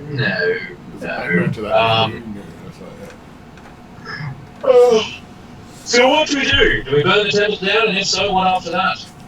I don't know if that will stop things because stuff is happening in town already. The Queen is pretty much starting to take control of the town, with the king now being declared officially dead. Small dresses, I I guess. think the queen's like a succubus or something too. And very much pro Pinwinkle. Yeah, you know, other gods of sin are waking up, right? All the gods of sin are awake, he says. Yeah, they're getting stronger, they're getting more powerful. This is only going to lead into the collapse of the civilization. You carry with you an artifact of pride. Yes! You are a beacon of pride in the land. Yes, I know. It's great to be proud of things. What's the other? Do we know? That the shard of pride in his arm. It's one that he sucked up. Yeah. Or does Beleth have one as well? Yeah, right. But he didn't do the proper thing. He just went, oh, that's cool, because he knew something. So. As he picked it damn up right and looked he at did. it, it just went thunk and looked at it. What? Yeah. So it's like this big thing stuck in his arm with a glowing jewel stuck to it. The shard in Beleth's arm is the equivalent to the shard that we found down as we just left with Bone Harbour, that you picked up a tonk in the lead line box. Yeah. She learned the lesson of not touching. The artifact that what's his name, Luna's got, is not actually one of those shards anyway. No, so that was the medallion It's that people had, yeah. another artifact that's related to, but not actually in the same class as those shards. Okay. So when we were in that dungeon in, I can't remember the name of the place. Under Sandpoint. No, this is when Pinwinkle got the medallion. When you You know got the that- rebellion, you that got was that that was under Karmagar. Karmagar. So when we were in Karmagar in the Yeah. dungeon, Okay. Pinwinkle died the first time. The first death. First death. He found a medallion no one else could see, and this medallion, which it would light up around the different seven deadly sins. And Pinwinkle knows all this, but that medallion somehow made its way to Luna, and Luna, It was with your body when you left it. yeah, When you stepped out of your body. yeah. So I think, and somehow only I could see the medallion as well at the time as well. Remember, so Luna is the only person who knows about the medallion too. So I didn't mention to the party. The party could never see us. They just thought I was crazy, making him look worse than he was. So yeah, but that's different than the shard. The shard is for something totally different. So this tells you where things are. Like the medallion tells you about the different sins and how to get through certain things. But The medallion is also a key. okay, Yeah, so from our perspective, the main thing of the medallion is that it's been a key that's opened the doors, which is Yeah. what, like, technically we don't know about that, but we know that Luna can open doors, and that But we Pinwick don't know previously why opened Luna doors. can open doors. We don't necessarily know that it's Because the of artifact that does that. Yeah. Well, considering Luna has to hold up the hand with the artifact embedded in it, and you've been told that there's an artifact in there by devils. Yeah. Yeah. But we've never seen the artifact, so... okay. So if Nick's is going to go visit her sister, I'm just going to follow along with people. Okay. So yes, you rock up to your sister's house. It seems to be, looks like it's had a facelift. It's had the front of it cleaned up and fixed. The door is better than it was last time you were there. So I gave him money when I left. Cool. Okay, you visit and go, brother! Give you a big hug. Yeah. We're an awkward one-arm Nexa hug. Like I said, I like to be introduced, so yeah. So I'm just there just to see.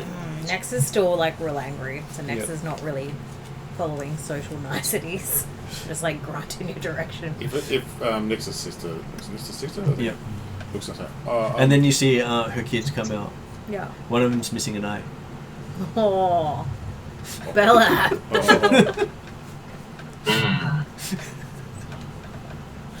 Buddy. I'm standing Yeah. I'm standing at the entrance. just Sorry, I waiting. missed that. I was a bit distracted. What happened? So, One of my nephews is missing an eye. Saya tidak mengerti bahasa Inggris. I don't know what you're talking about. Anyway, I'm No gonna speak English. process that. I'm making note of what my nephew's eye, other remaining eye, looks like, so I can potentially go find the other one in the sack. and he talks about how he sees things. Yeah. All these interesting things. Mm-hmm. Don't pay attention to anything that happens in a dungeon. Yeah, he's been drawing pictures. He's been what? Drawing pictures Oh god. of the things he sees. Does he see me in those pictures? Oh no, he sees lots of eyes. So he's got pictures of lots of eyes. That's- Yeah. Because that's in the thing. Yeah. That's all that's in there. That's right. Well, lately he's been seeing this big light. Yeah. Like, what does my sister have to say about the temple and the house? Oh, she says every now and then someone from the temple drops by and leaves a donation of food, money, services. Are they They've doing been- that to everybody or just? No, apparently just here. Yup. Criminals being killed in this session. I got a feeling right now. So he's made life a bit easier for us, so we haven't needed as much, and we've been helping out all the neighbours, and we've got the roof repaired of next door neighbour who was getting a bit sick from a draft. We've been trying to fix up our neighbourhood as much as possible. Yeah. We've had less crime. No one seems to want to pick on the place because apparently the Lord of Lust likes the area. Yeah. And as said, hands off to the thieves. Mm-hmm. Yeah.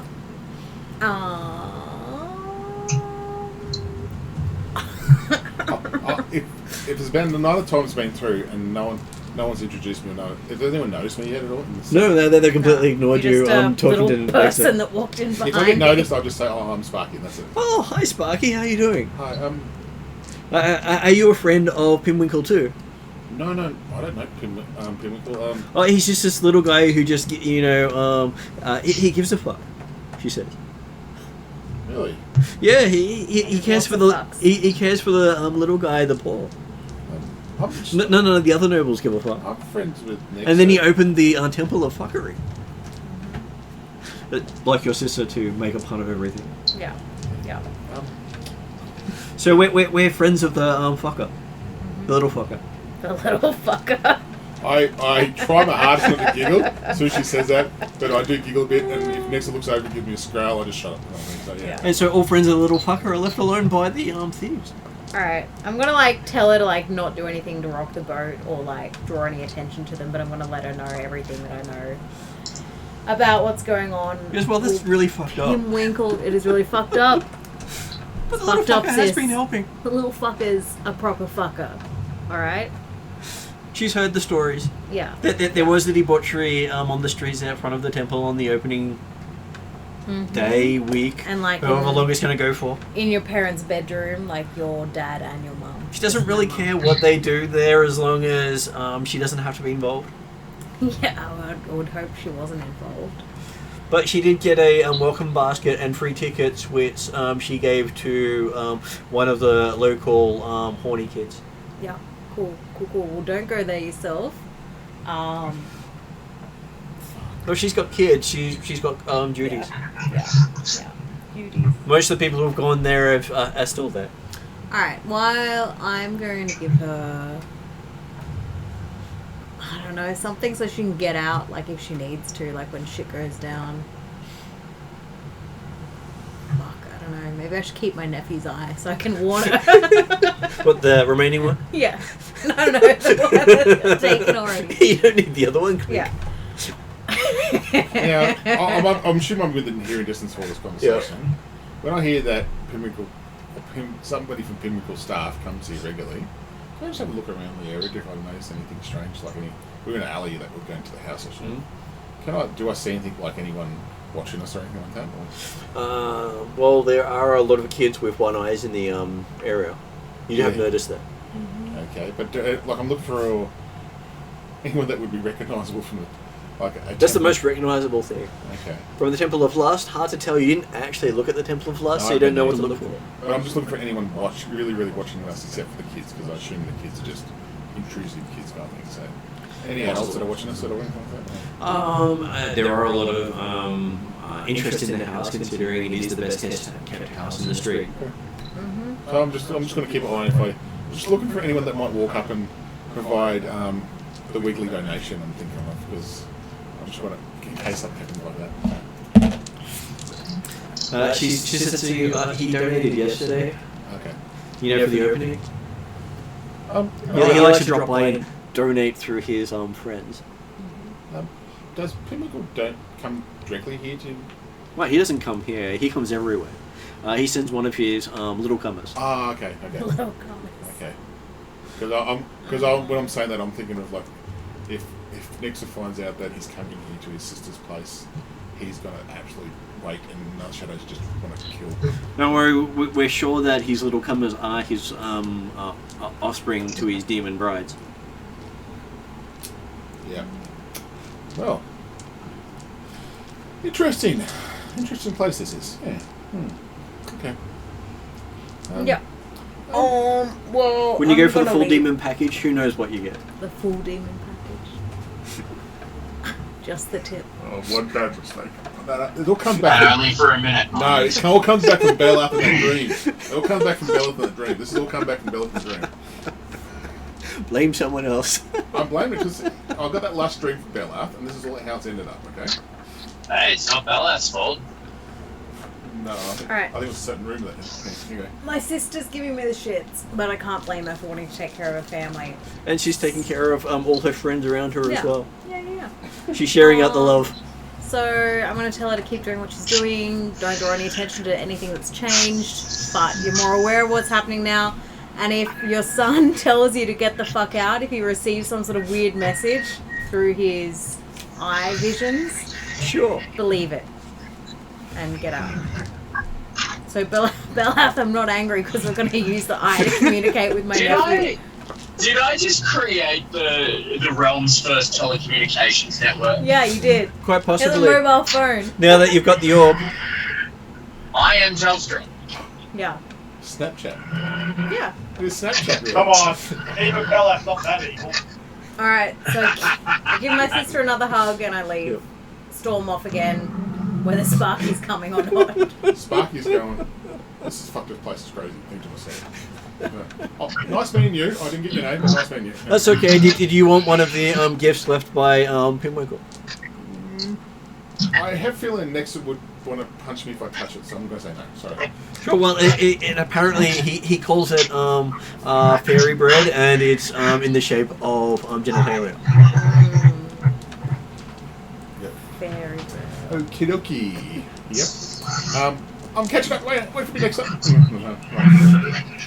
Okay, so you meet up back at Nexa's place. So, what did Beleth want to ask? Anything else? No, he's just going to spend some time trying to figure out if they have a plan. Turns out they don't. Well, most of their forces are currently between here and Karmagar because they're negotiating with Karmagar about various other temples of sins opening. Right, so just like every other fascist organisation, absolutely useless. Copy. Beleth leaves. These guys suck. He goes and finds a place to examine the orb. Okay, you find a nice quiet place to pull out your orb. First thing you notice is it's now full of floating eyes. But cool.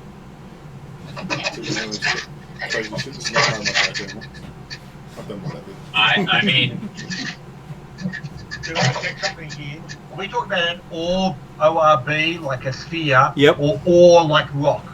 Orb, as in sphere. Oh, okay, right. So I thought I was talking about ore before, and I thought, okay, yep, a lump of rock. That would be a good lucky find for him. So yes, and as you look at it, all the eyes turn to face you.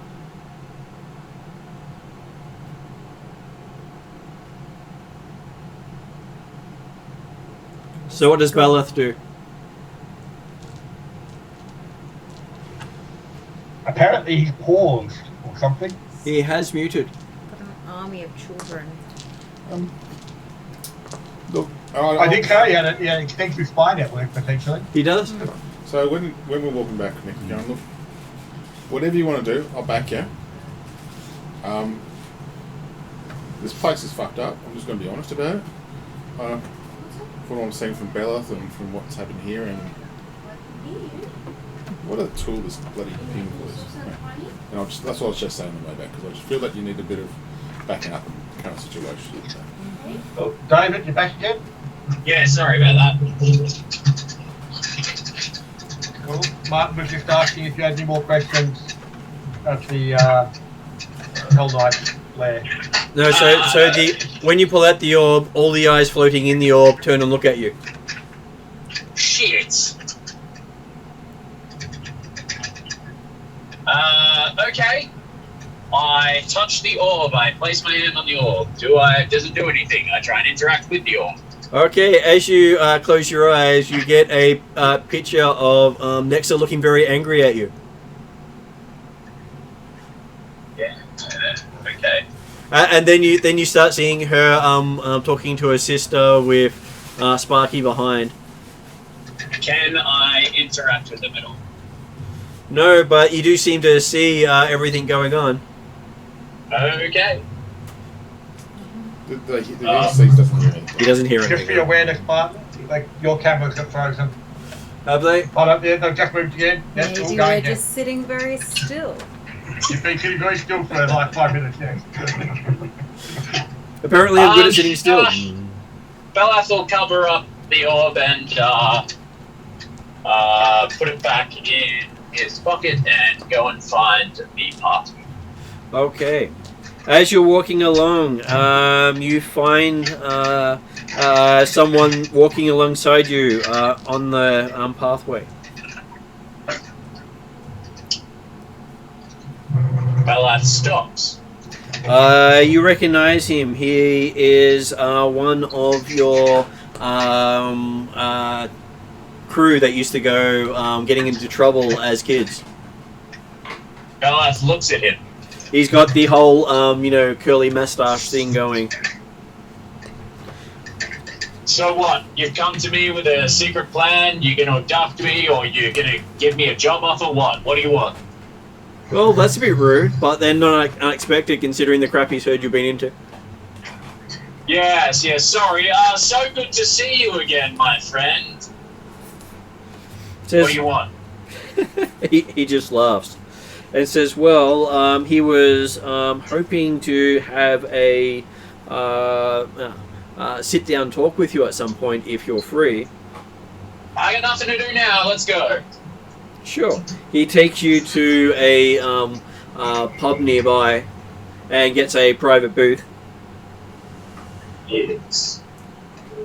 So, what's going on? I'm sorry, it's been a day, there's a lot going on, and a lot of people have disappointed me, so I'm assuming you're going to be the third one to disappoint me today. He says, well, I'm trying to get down to a problem that's happening by the name of Devane Dios Ampere, who's the ambassador from Cheliax. Yeah? What about it? Well, he is currently causing some problems, and we're hoping you could actually do something to help. Alright, so first of all, what sort of problems? Second of all, have you seen the rest of the problems? Third of all, what do you mean by fix? Do you mean like fix or just fix? He says, well, if he goes into the full details, or we just like to solve the problem. Says, just tell me the things, please. He says, well, I learned something that could go into sanctions and embargoes or war against Cheliax if we don't act soon. So he's hoping to stop a war and try to stabilize the city a little bit, even though the little lust god has gotten crazy at the moment. So the ambassador, who is very disdainful of Corvosa, has taken great pleasure in what's happening here. Even before the recent sex temple opened.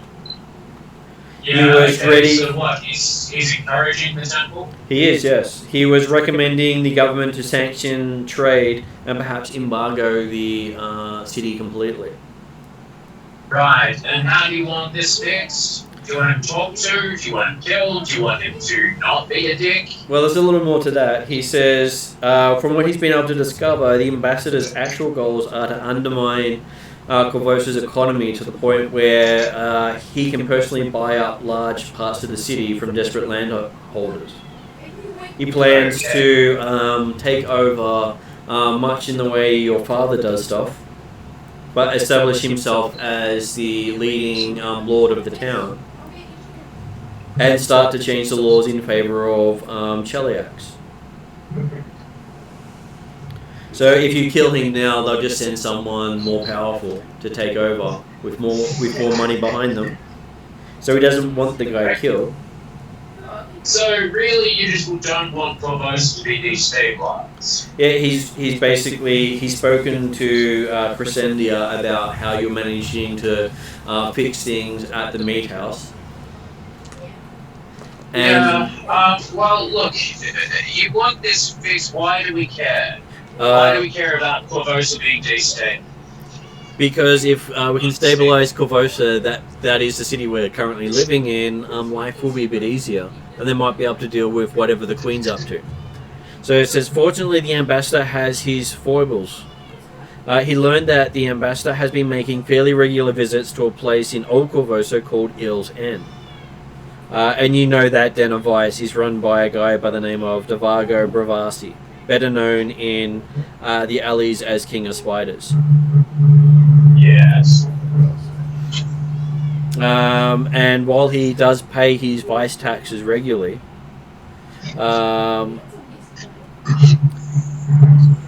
he would like to see you go and deal with the den and see what he's actually been doing at Ill's End. If you can find out what the ambassador's been up to, we might be able to use diplomacy to put the ambassador in his place.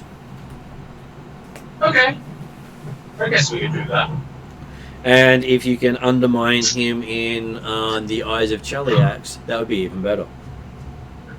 Yeah, that sounds much. Do you mind if I involve my father in this scheme? He says he's happy if you involve your father, but he knows that from growing up with you, you're probably better suited to it than your father is. Your father would see it as an opportunity to destabilize the city further, because he likes buying up cheap rent as well. Yeah, but he's also attempting to try and thwart. Like, my father can be managed. This guy would be a competitor to my father, and yes, my father would just do exactly what he's going to do, and I understand that. And he gives you a pouch of gold, up to about 1,000 gold. There's 1,000 gold coins in there. He says that should help deal with any costs, bribes, or killings you might need to do to get the information you need. Yes, I have no idea what you mean by killings, obviously. Well, there is, politics is does have its problems. It is a deadly game, I would say. Occasionally people trip and fall here and there. But he's quite confident that you're able to deal with the situation, and depending on what costs you have, you can either keep the remainder, or he can front up some more if you feel you need it. Yes, well, just so you know, the gods of sin are becoming more powerful, and the less conflict, the less war, the less hate, the less lust, the less everything, really. I can't believe I'm saying this, but the less everything, the better. So I guess we should probably stop this from happening. And he says from what he's heard, you and your friends are a force to be reckoned with. Though he doesn't. Well, we're definitely not a force to be worked with, that's for sure. He does recommend not working with the Temple of Lust, as he approached them recently and they weren't interested in helping. Yeah, that sounds like him, Winkle. He was a bit up himself, to be honest. Oh, he's been up many things, including himself, I'm sure. He was during the conversation, and your friend just looks a bit. He says even some people can take it a little too far. Yes, he's As a taking player, it far. I have a sense of that. The character, I don't give a shit, so no. Righto, I'll go and talk to the brains of the operation. We'll figure this out. Yep, and I thought that might be a good point to finish for tonight, considering it's after 10. Mm-hmm. That's great. Sounds good. I was going to say, Martin, the cameras froze again, but they're just opened again. Apparently, every time I look at the screen, it works. Right, I've got to go and make a phone call, guys. Thank you again for the evening. And thank you for playing. Thanks, Dave. No. I'll see you guys later. Yep, that's See you right. guys. It was Gordo's plan when people start returning back to the house again, because he stayed at the house while we set things up. We said yes. He was going to actually go and talk to Field Marshal Croft on the idea of, hey, we will send you to find out what was happening in the city. Talking to the chief of the police force equivalent seemed like a good chance to actually do that. So you would have got similar. That will be Gordo's plan next session. So Cordo would have got similar information then, to what was given to Balath, because she would have said the same thing to you. Okay, so it's an issue that she's also concerned about this ambassador, and Well, she had sent Balath's friend to Balath to tell him that, and okay, right. and funded the money. okay, Just whether we see the money against the party, I'm not sure. that will make it certainly easier for Cordar to agree to something that Bella thinks he's interested in doing.